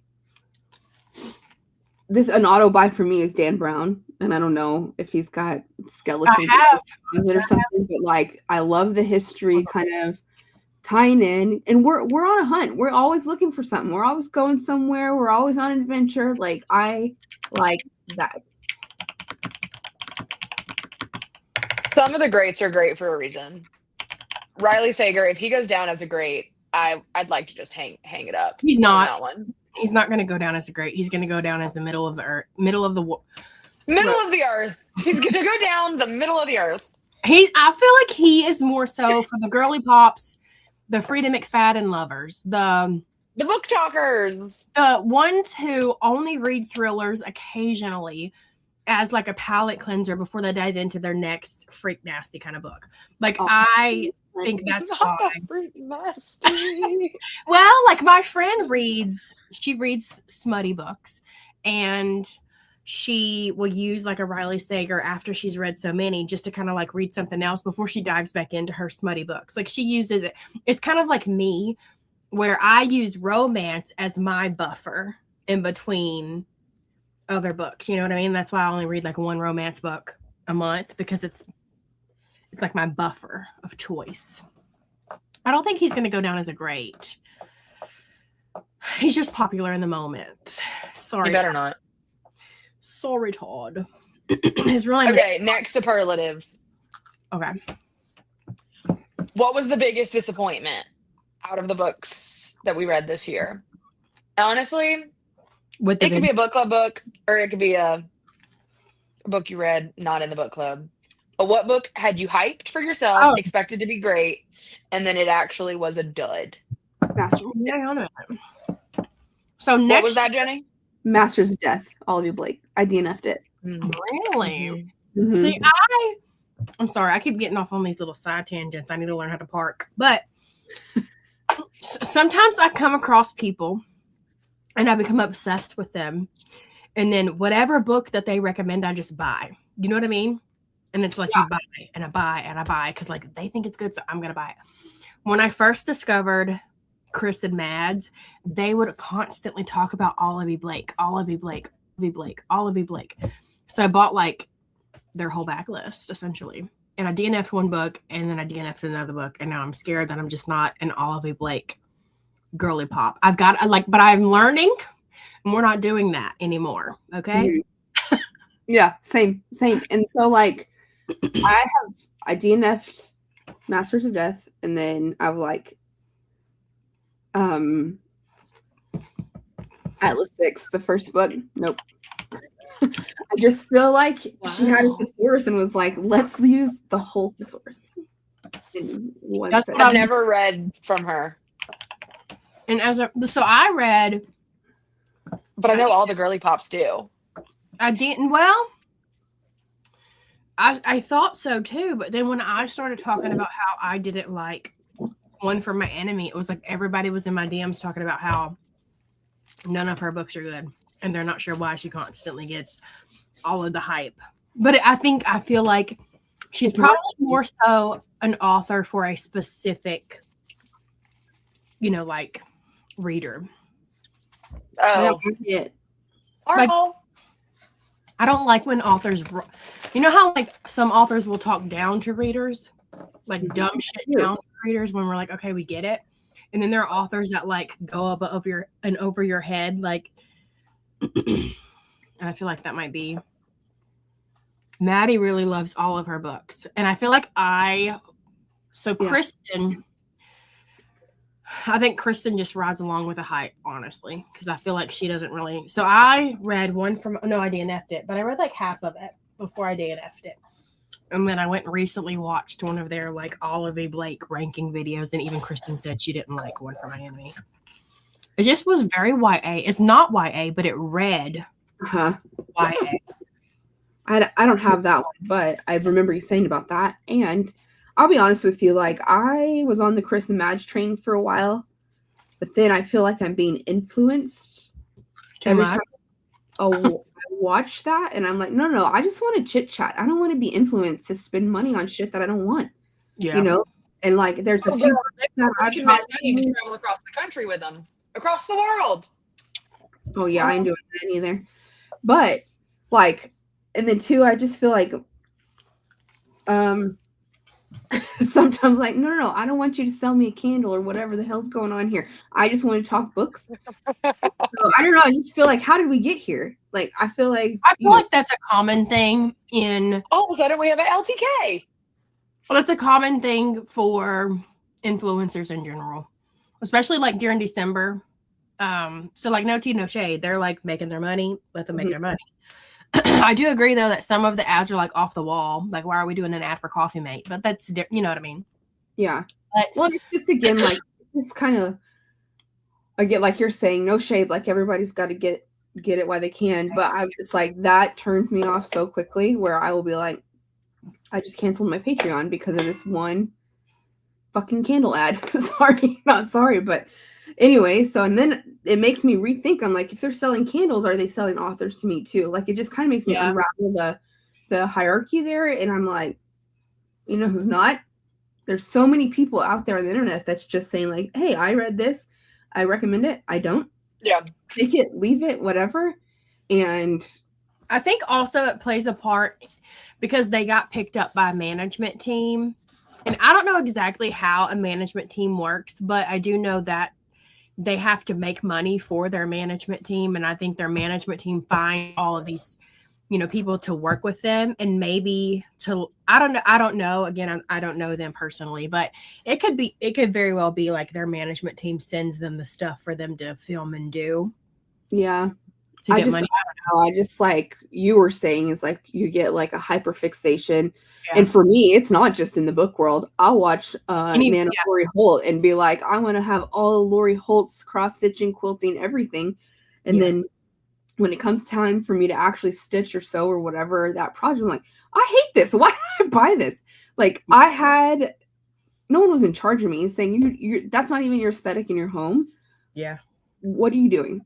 No. That's like somebody said once that it's because it's like this everywhere, like I'll see something that somebody that I love at the moment buys and I'm like, oh, I need that. But they tell you to like put it in your cart and let it sit in your cart for 2 weeks. And then in 2 weeks from now, if you still want it, then get it. And I really need to go by that like policy because there are a lot of things that I just like pull the trigger because I'm like, oh, I ended my relationship with Amazon this year. But I do feel like it like helped me. ads, like Sorry. what is it called? Sponsors is a very common thing in the influencer world. Mhm. I mean, almost every single book video that I watched today was sponsored by Fable or Factor Meals or Hunger Root or whatever the hell it's called. Or I was watching FlossTube, not even YouTube, last week, and every single ad that popped up that wasn't even like the YouTuber, it was an actual ad. It was Haley Pham, and she was doing Target ads, and she was doing Coach Purse ads, and she's a book girly, so like I do, yeah. you My know, niece was like, but she's getting paid for it, so like obviously it's her job. And if I had the opportunity, I'm not gonna. I would tell you that I probably would not turn it down. So I feel like some feel very organic and some feel like so forced that you're like, bleh. Like it just is a huge, like Yeah. slam my computer shut and walk away. the only time it ever gets to me, because I don't like, because I feel like if I were to ever get like a good opportunity to make like $5,000 to do an ad for a candle or whatever, I don't know, I probably wouldn't turn it down if it was an actual product that I actually, because I do get emails and stuff. Not often, but like I do get them asking, hey, do you want to do work with us for this June's Journey video game or whatever? And I turn that down because I'm not a video game person, and you can watch my videos to see that I don't do video games. Why Yeah. would I promote that? But if it's something that somebody's like, hey, do you want to, do a Hobby Lobby ad? We're not Hobby Lobby. I don't know if they even do ads, but like, because I just looked over here at Yarn, like, Yeah. You want to do a yarn ad? Well, yeah, because like, if I can have, make extra, if it's something that I truly use or whatever, then yeah, promote it. But like, what gets me though is when, and this is not on the actual individual, this is on like, it'll be every single video that I watch or on Instagram, every single ad. And this is like lifestyle girlies, because most of my Instagram people that I watch are like lifestyle girlies. Every single person will be like, oh, these Raycon earbuds. And then I would go to the next person. These Raycon earbuds are the best. And then I would go to the next person. This is the perfect gift to get your husband, Raycon earbuds. And I'm like, Raycon must have a really big fucking budget this week. Because that's when I'm like, okay, this is enough. Well, then you see that kind of thing, and I'm always like, if you're trying that hard, Raycon, your product must suck, because good products, like in my opinion, kind of speak for themselves. And like when you see them like shoved in all these nooks and crannies and all these corners of the internet, you're like, oh, what are we doing? Yeah. Take a breath. Anyway, Let's look. that's But a tangent. I was gonna say, I just looked back in my Goodreads in this other window I have popped open, and I read My Sister's Grave. It's a Tracy Crosswhite #1, Robert Dugoni. Never heard of it. Anybody ring a bell? Scared? Like that was one that I was like, no. I read it probably a decade ago, and I was like, I can't do this. I gotta Writing it down. Again, like, I'm not shading any person who gets a sponsorship, because like you have to make your money. So, and filming one YouTube video, like even though it's like a 30-minute video that you're watching, that's an all-day production. Okay. Yeah. It's, you spend hours and people deserve to get paid for their time. You literally get to watch it for free. Let people get paid. So like, I'm no Tino Shane, but I get what you're saying. Anyway, back to the topic at hand. Next question. Wait, I didn't get to do mine. Biggest Oh, I'm sorry. disappointment. Sorry. There's an Onyx Storm in the. I mean, I really feel the Onyx Storm one. I did not like Onyx Storm either. But I would say Iron Flame was more of a disappointment. And then after the disappointment 100%. of Iron Flame, I didn't really have much hope for Onyx Storm. But Bury Our Bones in the Midnight Soil, that was I was really looking forward to that. And people smoked that shit up, and it was stupid. They smoked that shit up, she said. I don't know I don't know what the cool kids say. What are They need to be saying that if they're not. what do the cool kids say? I don't know. What do you say? Like they hyped it now. up? I don't know. And I think that might be it. I don't. Uh-oh, you hurt Carly. Yeah, Say you're Carly. sorry. Okay, no, but listen. The first like 40% of that book was so good.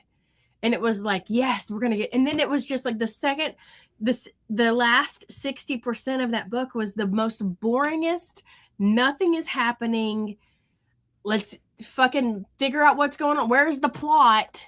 I don't know. It was, and then the ending was the dumbest shit I've ever read in all year. Sorry, but like she could have did better with that book. She built it up and then it didn't. It fizzled out. I don't know. I think that's my biggest disappointment. But I read a shit ton of backlist books this year, so I don't know. Anyway, next question. All right, funsies. Describe the book club in 2025 in one word. Chaos. 100%. For me, tangent. I would just chime in, like, because since I didn't read the books, I would just be in the chat, like, watching, and I'm like, this is awful. I have no idea what the book's about. I'm just here for the chisme and the chit chat, you know. But it was super fun. And well, Carly don't know what one word means, but we'll just erase some spaces there. And I'm trying to think. Ricky said, "Me either." One word. I don't know, because I was gonna say, but I had a lot of good. Well, let me see. 1, 2, 3. I had 5 decent reads out of the month. I mean, out of the year. Just for I'm gonna put. Yes, just out of the book club books. Okay. I'm gonna put Burnout. I don't know because I feel like it really made me step back and look at my bookshelves and like my hyper focusing on thriller books all the time, and it hella fun. And I don't know. I'm just Ricky, you funny as heck. I'm just trying to sum up the books that we read in one word. You know? No, I love Burnout. That I feel like that does track. Hence why we are pivoting so hard to the right in 2026. How were the 2025 books picked? Just like y'all would switch, or like something you already had? Kind of like, we just want to read this? Like, how the 2025 releases really dictated powered through here. Yeah. Okay. I think I listed off a few books that I wanted to read, and I think she put in some input, and then we just came up with this random ass list. Yeah, well, I mean, because looking at it, I know Simple Plan, Beth had on her backlist that she wanted to get to, and then Alice Feeney, Ashley Winstead, Riley Sager, Lisa Jewell, Karen Slaughter, Nat Cassidy. Those were all big time popular authors that had releases in 2025. Mm-hmm. So we went ahead and slotted those. Famous Last Words, I think, was the second book from Gillian. Yeah. And the one that she released last year was a very popular. Mm-hmm. So we're like, let's see what this one's about. The Ghost Rider what you did was a sub in. We had something else for November. And then it didn't have an audiobook. Or mm-hmm. a book. Or yeah, it was like time.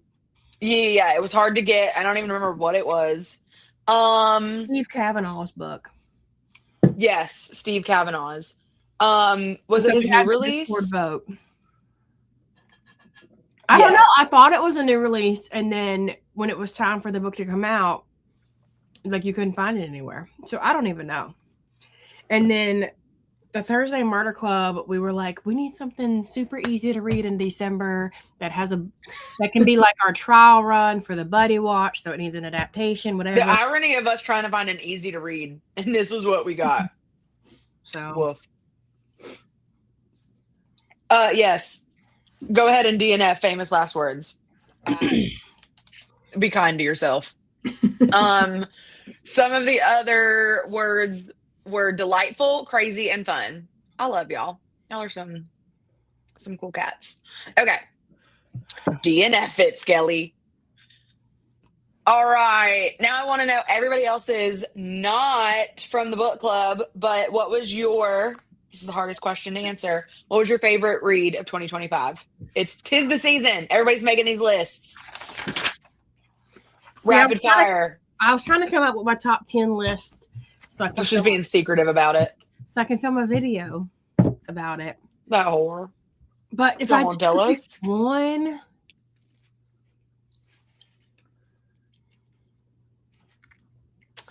I have categories. Farley went ahead and gave it. She said she ain't fussing around with y'all. Oh, I need to read that one. If I have categories, so I would say my favorite reread of 2025 was The Stand.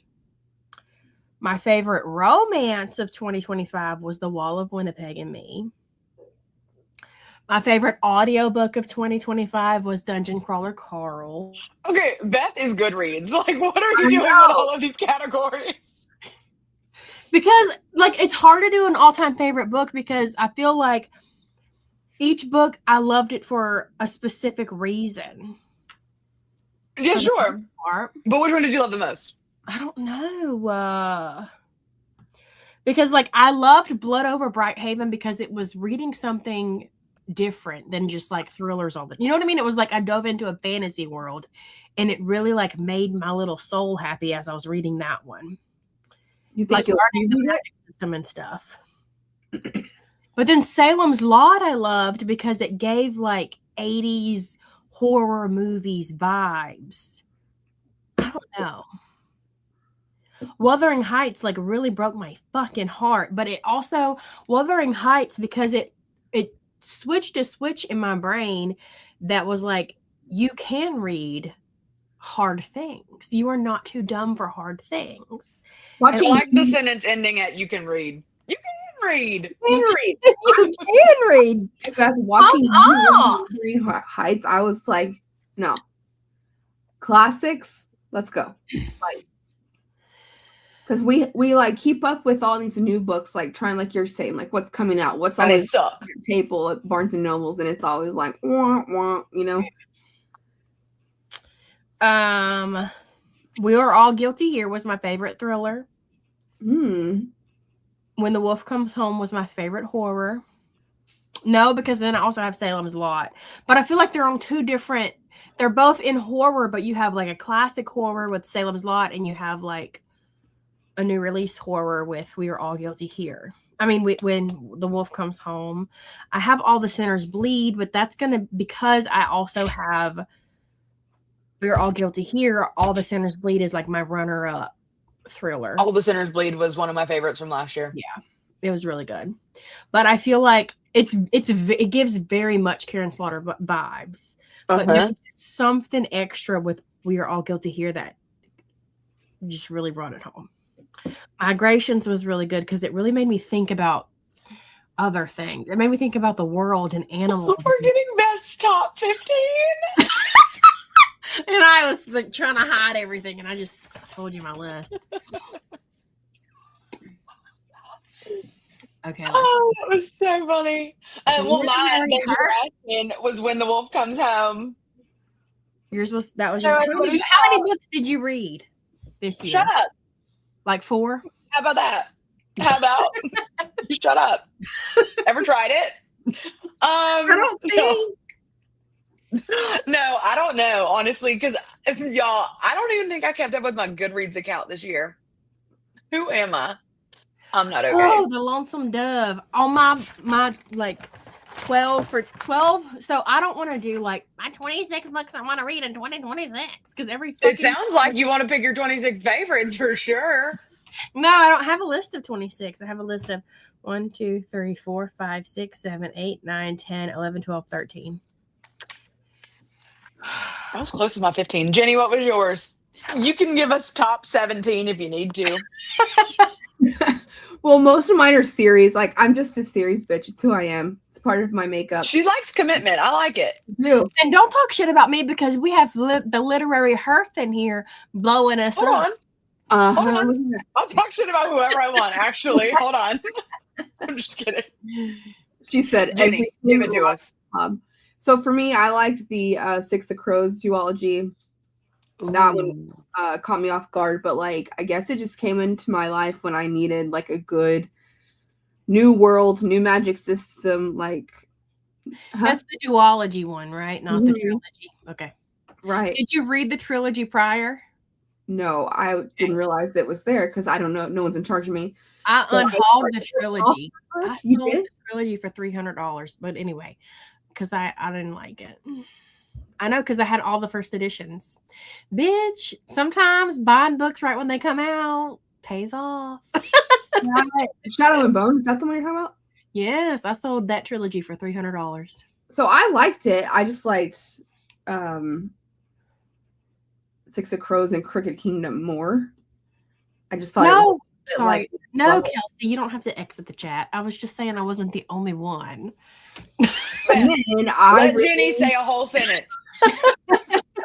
really liked I read Red Rising 1, 2, and 3. I was there for that. And then I read the other like really standout one that was nonfiction is The Will of the Many. But I listened to that when I was making like in the throes of hurry up and finish Christmas gifts that were quilts. So like I need to go back and kind of like focus before I read the second one because I was kind of I don't feel like I took everything that you're supposed to take. Let me be a bookmark really quick and butt in. When you said you read the first 3 of the Red Rising series, Mhm. what were your thoughts? I loved Red Rising, the first one, because it was just like, I don't know, a common thread I'm seeing in myself as I review these is like if I am ready to pick the audiobook back up or whatever, if I'm like, yes, what's next? I don't really like break it apart until the end, but if I'm like always reaching for it, whether I'm doing laundry, doing dishes, whatever, when I'm working out, whatever, if I'm like, let me get more, I'm like, okay, I really like this. Red Rising, I liked. I think just because it was so new and like the world building was so unique to me. And that doesn't, I'm not saying it's unique to the universe. I'm saying for me and what I've read at this juncture in my life, I liked the color system and I liked that. Also, if we're taking over an established system, I'm there. Like if we're turning up a whole system and there's going to be like a rising up against the current government structure, where's my helmet and firearm? I'm going. Like, let's go. Jenny said, I'm ready to District 12 ride. Okay. Yes. Like I'm going for the people. I volunteer as tribute. Okay. Mm-hmm. So wait. go. Oh, are you talking about what? Like she loves an uprising. Things. Mhm. What the dude in the White House announced that they're going to be doing our own Hunger Games? Oh my God. I know. I saw it and I just pretended. I said, nope, that's fiction. That's don't fiction. know It's who's- got to stay fiction. I don't know who's involved with his Twitter, but it needs to be revoked. But anyway, I was going to say something else. Oh, when I'm on TikTok and I'm on Pierce Brown's TikTok, it makes me want to go and read all of his books. He just seems You just think he's cute. like a very smart individual, but like nerdy smart. You know what I mean? Like Also, he it's can, like tell you the ins and outs of the most specific shit. yeah. You know what I'm talking about? And so I read that and then I listened to an interview of his. And I know y'all don't know my brother. Y'all will never meet my brother, but my brother is a fucking genius that makes bad choices. But anyway, I felt Well, now like I want to meet your brother. I feel like that if my brother wrote a book, it would be similar to Red Rising. This is probably going to be an unpopular opinion or whatever, but I feel like there's boy books and girl books, and you can tell and I know it shouldn't matter, whatever, but I really felt like Red Rising was you could tell it was written by a man, but I thought It was written by a boy for boys. Yes, and he was I was like, this guy played with G.I. Joes. This guy probably blew shit up during the 4th of July that he wasn't supposed to.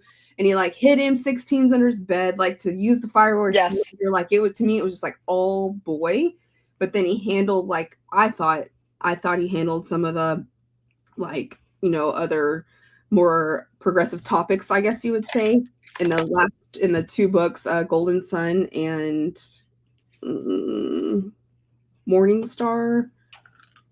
So when Mhm. like the part about like hierarchy and how it can be handled, this and that, I thought he did a really good job with that, and it wasn't a throwaway, right? Like those topics were just as important as, you know, being from Mars and rising up against, like, I don't know, I just thought like the balance was really good. And like I said, I kept wanting to pick it up, and I kept was like, what's next? And I took a break between Red Rising and Golden Sun. And I shouldn't have. I should have just been like, no, let your heart, measure your TBR with your heart. Let it go. But I had some other things that I needed to get done. Yeah. And so I took a break, and I was like, that was so dumb, because I was on a high from it. I was on, I was in it. I was in the world. I was familiar with the people. It's so hard not to butt in. I'm sorry. You're fine. Because by the time you stop talking, I'm gonna forget what I was gonna say. Yeah, but it's your channel. Again, I'm I happy to can be see here. her. You're like, I'm just ready to say something. Beth, that was so good. You did so good, girl. You did. No, but I agree because We know. We can see it. I don't finish series very often. I can probably name on one hand all of the series that I have completed in my day. And the only way I can complete a series is if I binge it from start to finish. Mhm. So like I started reading the Harry Potter. I know we keep bringing that up. I'm sorry. You've read the first 2 books. Tell us why No, you didn't go to the third. Tell No, us right that's now. not. I've read the entire series. I've only watched. Oh, it's the movie. So I started Harry Potter when I was in elementary school, as everybody did, because it was like 20 AR points. You know what I mean? So I started Those it, were the days. I and then still I myself a personal pan pizza when I finish a book too. and book it. And then after I graduated high school, I restarted it again because I was like, okay, the at the place that I worked at, we were doing a midnight release party for Deathly Hollows, and I was like, well, let me go ahead and restart it so I can like catch on up. And then I never caught on up, and then and then I restarted again when I was like 25, and then I only read like books 1 and 2. I've probably read books 1 and 2 like 5 times in my life. And then finally last year in January, I read all 7 books back to back to back. No gaps. No, I had to just do it. And I did it, cried my eyes out. Yeah. And it was just such a sad thing because it was like a series that I opened back when I was like 10. And then, you know what I mean? Yeah. And then Twilight, I read. So I was a booktuber back in the Twilight days, right? And I read Twilight 1, 2, and 3, and then I never read 4. And I never read 4. I've still to this day have not seen Breaking Dawn. And then I had to go back and re-listen to the audiobooks of 1, 2, and 3. And then I finally read the 4th one, and I think that was last year as well. And then I started the ACOTAR series like 11 times. And I finally had to go from the beginning and just binge the entire thing to fully read it. So like, and then Karen Slaughter as well. I binged the entire Will Trent series and like the Grant County series and the Will Trent series. I did like put a few books in between, but I read all of those in like 3 or 4 months, because if I did not fully read through them all, I would have such a gap. I would have to start over again. So like I read Red Rising last year. It was the last book that I read in 2024. But if I were to continue on, I would have to reread. Mm-hmm. So that's why a lot of series, like, I haven't started yet because I'm waiting for like the last books to come out so I can stop wasting my time by constantly rereading all of these books so I can finish it. Anyway. So did you Okay, so Red Rising? Y'all have both talked at the same time. I don't know. Sorry, I was just asking if you liked Red Rising. I gave it 4 stars, I think. But I read it during Christmas time, and Oh, it's not a Christmas book. I know, but it's like your brain is so jam-packed of Full of all of lists. the shit that you got to do and your checklist and your wrapping presents and whatever. Like, I don't even remember the characters' names. I fully need to go back and give it another chance. You read 309. yeah, my brain's broken over here. Yeah.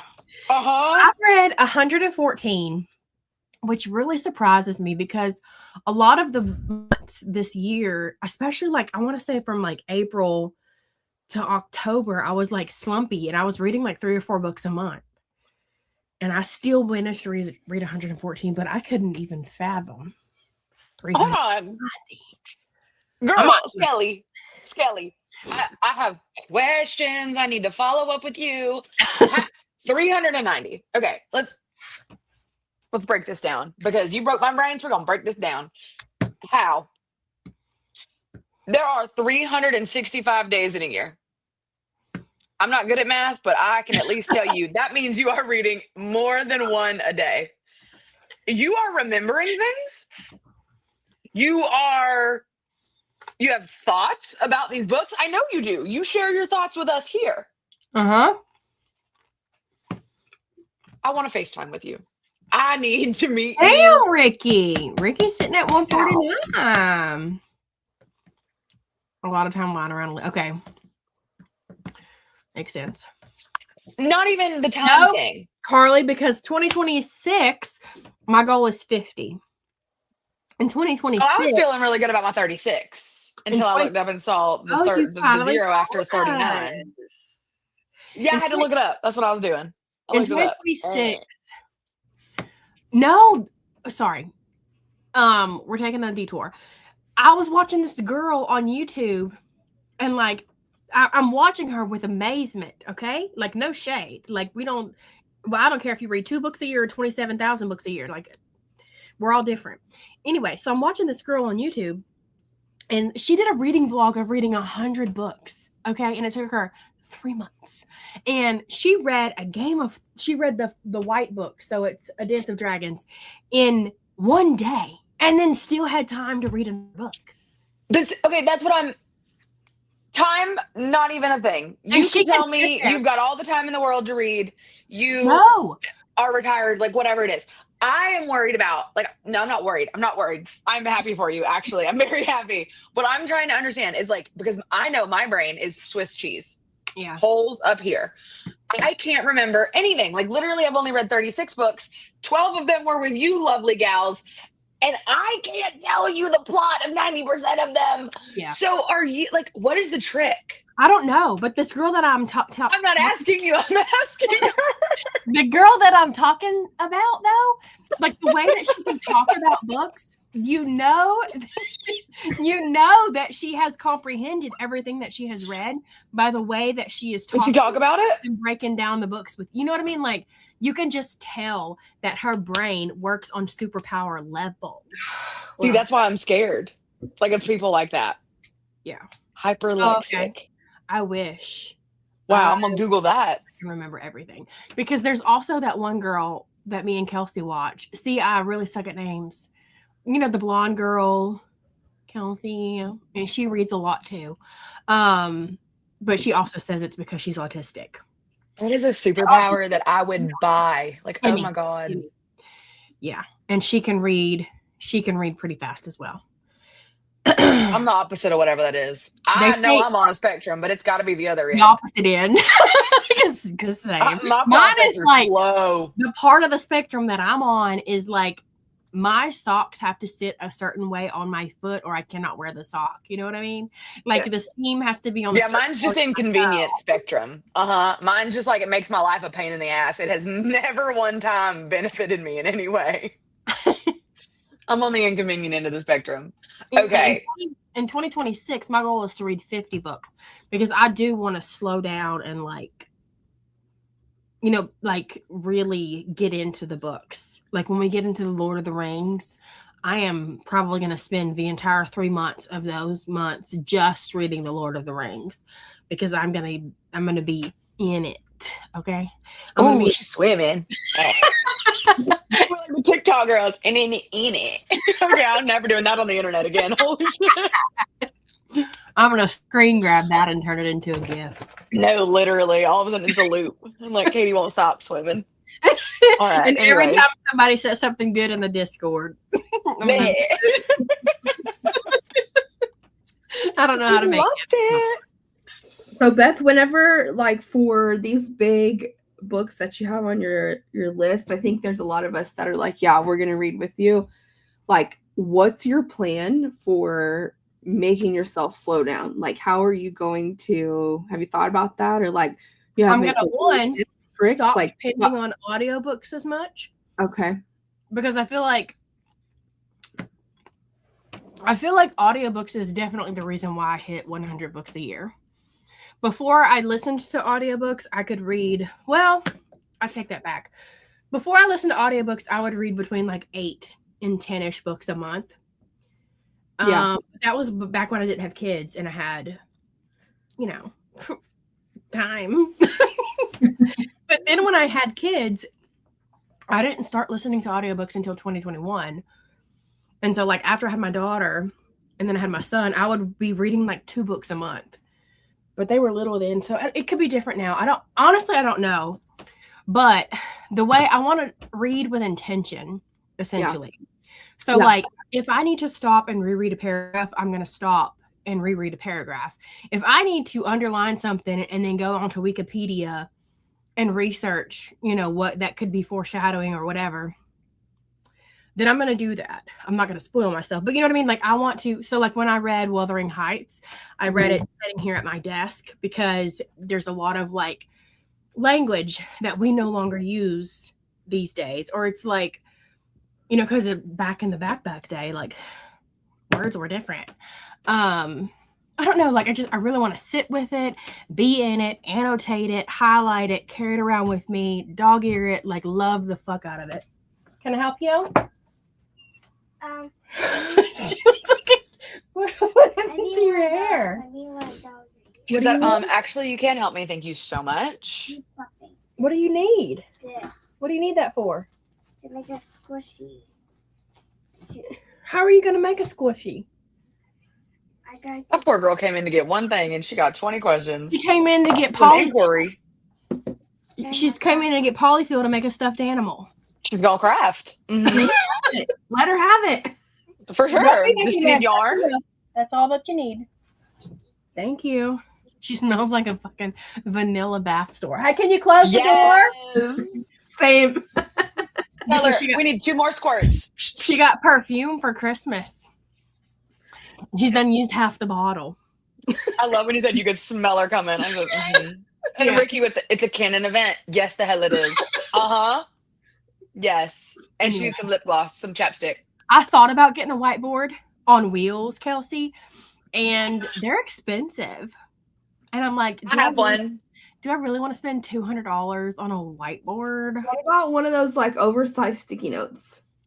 It's like a huge post-it, it's like I don't know where to even put it. I don't have, look, girl, I don't have any Your wall, forehead. I don't have any wall space.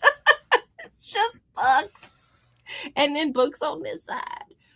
That's the only wall space I have right there. Because over here, my other wall space, I have a gallery wall. So, but our paint is like that flat paint. So if you get anything on it, it stains the wall. You can't wipe walls down because it wipes the paint off. And so with it. Yeah. I'd be terrified to ruin it. Because I did also think about an easel. Because, you know, like in school, they have the easels with the big pieces of white paper that you flip over. Yeah, that's what the big post-it sticky note is. It's like on a, Oh, it is. Okay. there's like, it comes with several. So they say Taylor Swift is also autistic, which is why her brain works how it works. I mean, the greatest people are, right? Yep, for sure. 100%. Spencer Reed, definitely autistic. Anyway. Yeah. What were we talking about? Oh, so that's Do we how I ever know? like, read with intention. You know what I mean? Like, Yeah. I feel like in 2025, my full goal is to just get books read so I can get them off my shelves. Yeah. And then in 2026, I want to like slow down, step back, Who and would just like really read the books and spend time with the books and not stressed about like, I need to read 3 books by Thursday so I can fit it into this vlog to upload on Saturday, whatever. You know what I mean? Stop thinking about content and just read. Yeah, I'll tell you whenever I like start something and I'm like, hang on, hold up, what's up?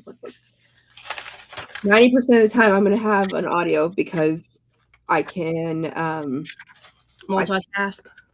yeah, and I would just rather listen to that than the news truly. So I just like, okay.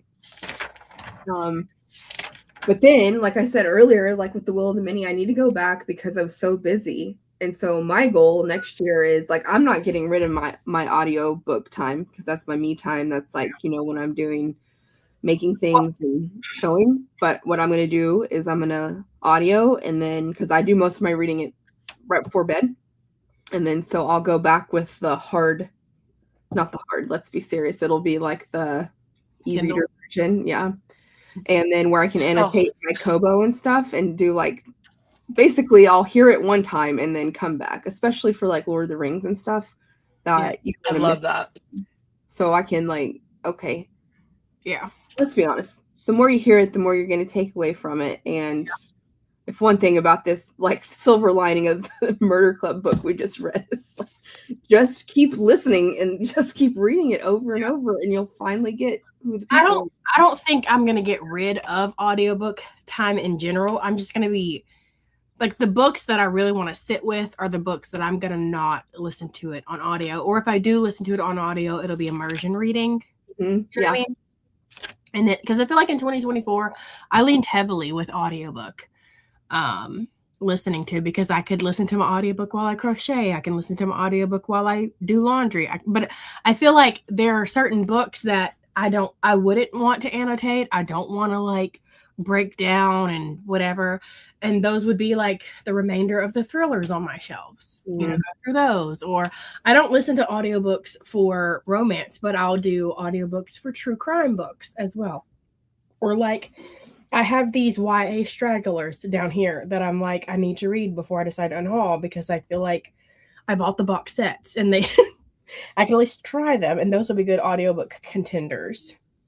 But like, so some of the books that I really want to get to in 2026 are books like East of Eden, Pride and Prejudice, Brandon Sanderson books, like thick, like you're going to want to use your brain. Well, I don't know how Brandon Sanderson books read like that, because I read Trust of the Emerald Sea and I didn't really have to like use my brain for that. But you know, Sherlock Holmes books, Little Women, books like that, or like the Game of Thrones books. And and to me, it's like, if I sit with the book and I annotate the book, and like the longer it takes me to read the book, the more it sticks with me as well. Yeah. Versus trying to like binge through it all in one day. Like I have to stop looking at it like a numbers game and just like go back to just reading because I want to, and not because I want to get my TBR down to 53 by March 22nd. And I want to read every single book on my bookshelf, because what if I die next year, you know? Yeah. But it's also like, I was telling my husband, I was like, it's so nice to think about a book room or your home having a massive library. But at the same time, it's like, you also want your library to represent you as a reader. Mm-hmm. And if you look at my books, a lot of the books that I haven't read yet, or like I read, but I couldn't tell you anything about them or whatever. So it's like, I really want to like show, I don't know. I really want my bookshelves to represent me and my reading taste, which is why I feel like this mentality of like having, like collecting an author's entire backlist, I got to get rid of that mentality, because it's a waste of money. Two, it's stupid. I get like collecting books is also a hobby, but like collecting every Ruth Ware book, are we serious? Versus, serious. you know what I mean? Like, but versus like collecting Stephen King books, like it's different, because he's a favorite author of mine, versus Ruth Ware is not. I'm just using her as an example. No shit to her. I don't know her. I'm just No shit to her. I'm just kidding. Let's see. Has your reader Erica's question's really great. years? I think, and it ties into what you were just saying. Mine has. Sorry to make this about me, but let's go back in time. This is my little timeline of stuff. So I read in school, but like I feel like I read in school like up until high school to just meet AR points. There was some series that I read for funsies, like the Boxcar Children. I think we need shirts that say AR reader. I Hank survived my AR reading list. the Cow Dog. Books like that I read, and my mom would buy them for me, which I think is why when I discovered the thriller genre, because I feel like that's like thrillers for children. Started with AR points, now I'm here. Sorry, the t-shirt thing really tickled me. Yeah. And then I graduated high school. Well, in high school, I didn't really read. And I went to a school that was very heavy on sports, especially football. We've gone to state a lot, including this year. And so a lot of the times, like our teachers that were given to us were coaches first. You know what I mean? And so when I was in high school, I cannot remember reading a single classic book. I never read classics. The yellow wallpaper. I need to It's let the only my- one that stuck with me. I never even read that. And so I don't know how. Come on. Like in high school, they teach you like the basics of annotating and all. I never learned that. I did go to college for 3 years until the hurricane hit and I lost my house and went through a divorce and I got pregnant and then I just couldn't go back. All in 1 year. But like I don't even I don't know. So then when I graduated high school, I started working, and this was back in the back day when cell phones, you didn't have apps. Apps were not a thing. You couldn't get on Facebook because that was only for college students. Like it was completely different back in the day. YouTube wasn't even created yet. You know what I mean? And so I was bored as fuck. So I went up to the book area because I worked at a Walmart store, and I bought Jodi Picoult, A Change of Heart. I had no idea what it was. I just bought it because I was like, oh, there's a lot of these same books, so it must be good. So I bought it and I loved it. I read it in like 2 days. So then I went back and I bought another Jodi Picoult book called 19 Minutes, and I read it and I loved it. And I bought another one called My Sister's Keeper, and I read it and I loved it. And then I read all of the Jodi Picoult books that the Walmart had. So then I went to Nicholas Sparks and I read a few of his. And then somebody was like, have you read Vampire Academy yet? It's YA. And I was like, what the fuck is a YA? I had no idea. I had no idea there was other genres. I thought it was kids books, adult books. That's what I thought. So then I read the Vampire Academy series, which led me to the is it called House of Night series with Marked and Haunted and whatever? It's a vampire stuff. And then I went to Twilight, and then I went to Divergent, and then I started my YouTube channel, my booktube channel back in 2012.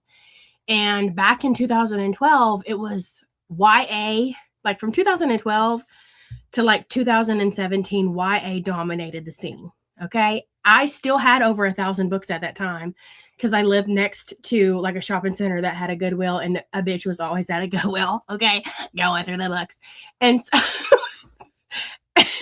talk about in it, And so I had so many. And then I got on Random House's mailing list, and they sent me the ACOTAR books. That's why I had the Throne of Glass book that you can't ever find, the one with the big head on the front. Okay. Sold Legs that on a beach. Sold that for like $300, and I got it for free because I was on the mailing list. And so like I was reading, it went from like reading adult because I didn't know what I was doing to diving into the vampire world. And then it was everything. I was reading like Marissa Meyer. I was reading Sarah J. Maas. I was reading like all of the really popular books at the time. And then 2017 rolled around. And at this time I had a book room, and I had shelves and shelves of books. They were all YA. 2017 rolled around, a hurricane hit. We got water in our house.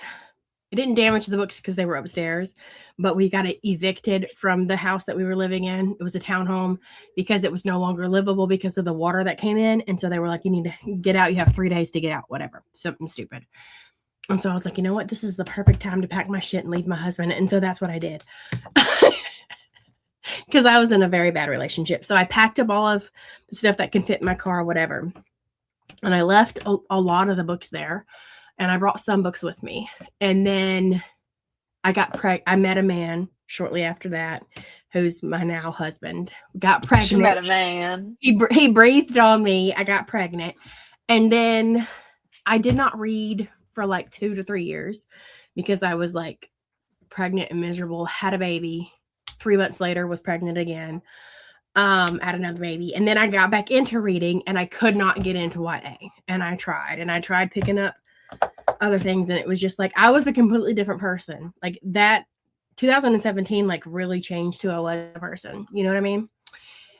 And so then I picked up Blindsided by Karen Slaughter randomly, And I don't know if that's the reason why I'm so addicted to that woman or not, but that was in 2019, I think. And I read it and I loved it. And so then at this time, all of the YouTubers that I was following were still like YA predominant, like Jesse the Reader and like Pole and Bananas books and whatever. And so I was like, let me find out who else I can follow to get like other. And that's when I found like Kayla from Books and Lala and a few other people. And so then I started branching out and reading thrillers. And quit! You are licking yourself too loudly. She scared me. Oh my gosh. Kaiser. Sorry. And then from like It 2019. wasn't loud, but you were. And then 2020 hit, and y'all know what happened in 2020. And then in 2020 hit, we would get them stimulus checks, and I'm telling you what, mine would just go to Book Outlet, and I probably bought Books and Lala. So buy the Karen Slaughter book from, I don't even remember where I bought it from. Second sale, I think. It was like a super cheap. We just moved to Houston. I quit my job. My husband was the only one working. I had a new baby and then freshly pregnant. Like we was broke. Okay. And so I was like not into YA anymore because I couldn't get into anything. Because I felt like, I don't know, like I grew up in 2017. That's so weird to say, but I literally went through a lot in that 1 year. And then I found Books and Lala and what's her other name? The Noelle. She doesn't make videos anymore, but her. And then I started reading thrillers, and I probably bought like 500 thriller books in 2020. Like I'm not even exaggerating. Okay. And a lot of the thriller books that I have been reading this year were books that I bought from back then. They're still on my shelves. Okay. I'm still going through them. Okay. And then I want to say starting in I don't know. And then I discovered like Stephen King, and then I got into reading him, and then realizing that I can read horror books and not be scared made me branch out into horror. And so I was really big into horror in like 2022, 2023. And it went from horror to extreme horror to I'm really fucking depressed and this is not what I need to be reading right now. So then I went back to just reading thrillers. And then I started feeling like thrillers weren't doing it for me either anymore, and I just wanted something different. And so here we are, and now I've been reading like Dungeon Crawler Carl and really liking it, and I've been reading Kristen Hanna and really loving that. I read Blood Over Brighthaven, really loved that, and I read like, you know what I mean. So I feel like, long story short, I put myself in this thriller bubble. And I felt like I couldn't get out of it because all of my content was thriller based. If you go to my like TikToks and stuff, it's all thriller based. And I got myself in this niche of a genre that I was obsessed with for a short amount of time because it was the first genre that I went to once I decided that I was no longer a YA reader. You know what I mean? And then if you look at it and you look at all of the thrillers that I've read, maybe 10% of them were actually good. And so it's like, I feel like now I'm more of, I don't want to say like a broad reader, but I like horror, certain types of horror. I like Stephen King. I feel like he's his own genre. I like fantasy books. I like some romance. I don't really do super spicy stuff. I'm more so like the falling in love, like lovey-dovey romance stuff. I like crime thrillers. I do. I like dad books. When I say dad books, I mean like books that you would find on your dad's bookshelf. Hmm. You know what I mean? Like older type books. And that's my timeline. But yeah. If you do dive into Dungeon Crawler Carl, I 10 out of 10 recommend the audiobook. It is hands down the best audiobook that I have ever listened to. That's a note. The Road, Tender Hearts too. Books and Lala got me into thrillers. And now Books and Lala, I feel like also is so, because when I found Books and Lala, I found her when she was doing her closet clean out series. And she was also reading thrillers then. Like she went from reading like a lot of YA to thrillers. And now she has also branched out and she's reading a little bit from all sorts of genres. And I feel like that's kind of like how I feel. But I'm also really craving just really dense character forward books. You know what I mean? Like The Stand, 11/22/63, Empire of the Vampire, like tomes that we get to sit and spend this time with these characters and make us feel the feels and whatever. Project Hail Mary was also a really good audiobook. Dungeon Crawler Carl was better though. Sorry, that was a long. I could have just said I went from YA to this. But as of right in this moment right now, I don't know what I would call myself. Just a broad reader, I think. Katie left. She was like, fuck this. She gone. East of Eden. Katie Ann Stitches. Oh, that's Katie. Did she block? Oh, wait, Kelsey, what do you think your faves are that scratch that itch? Wait, what itch? So y'all are having a whole conversation while I was sitting here telling you my life story. Hang on. Okay. Before I forget, I have heard great things about the book and movie called No Country for Old Men. I'm going to write that down. Yep. That show's good. No Country. It's a show? It's a movie. Sorry. I always show. Is that the movie where, have you ever seen Dennis the Menace? Yes, I have. Is one of the characters the old man in Dennis the Menace? Or no? Maybe that's something else I'm thinking of.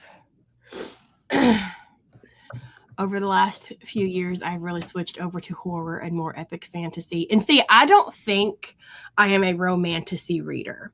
Like, I read the ACOTAR series. It's not an all-time favorite for me. I don't freak out over it. It's not, I wouldn't get a tattoo for, you know what I mean? Like, it was a fun time while reading it, but it's definitely not a favorite for me. So I don't think I'm a romantasy reader. I think I like crime novels, like police procedural type books. I like fantasy books. I like Stephen King books. I like some horror. I'm very picky with my horror now after diving headfirst into the horror genre. And again, I like some fluffy romance like Liz Tom Ford.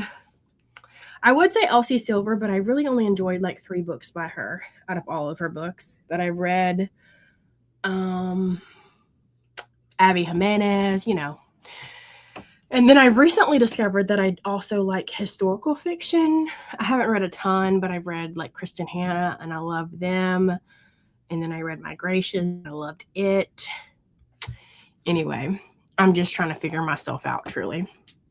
Aren't we all, though?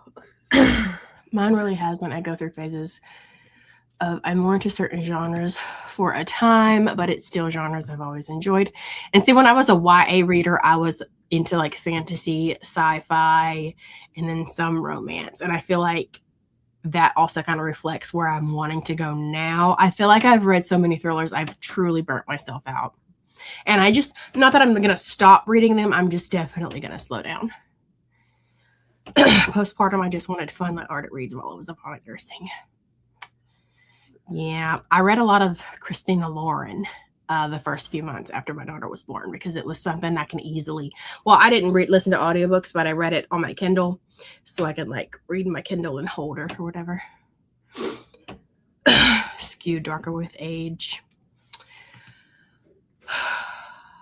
Love the Boxcar Children. He wanted to be a boxcar child so bad. And I wanted to be a Nancy Drew person so bad. But now looking at it, I feel like because I don't like a lot of mysteries that I read, maybe Nancy Drew wouldn't have been for me anyway. I now love to read books exploring the human condition. Sounds like something Kelsey would say. Kelsey, what do you think are your faves that scratch that itch? Jodi Picoult was the shit when I was in high school. She was. High school was a joke. Yep, it surely was. And I hated it. And sometimes I'm like, oh, it's been so many years since high school. Maybe I want to go back, but I don't. The Barbie cover, I still got that one. Ugly as fuck, but I love it. The Barbie cover. I don't know what you're talking about. I am reading Fairy Tale. I've never heard of that. See, so with me, it's like, I like character, like I've said before, character-rich stories. I don't want heavy romance. I would prefer no smut in my books. And like I like to sit with the characters for a while, which means I like longer books. Like a lot of my all-time favorite books are like tomes, like 1,000 pages long. And so I feel like maybe the epic fantasy might be where I need to go. I don't know though, because a lot of them I haven't read yet. I got a big ass TBR for next year. Empire of the Vampire I've read, and that's a 5-star. I loved it. Alchemized, loved it, 5 stars.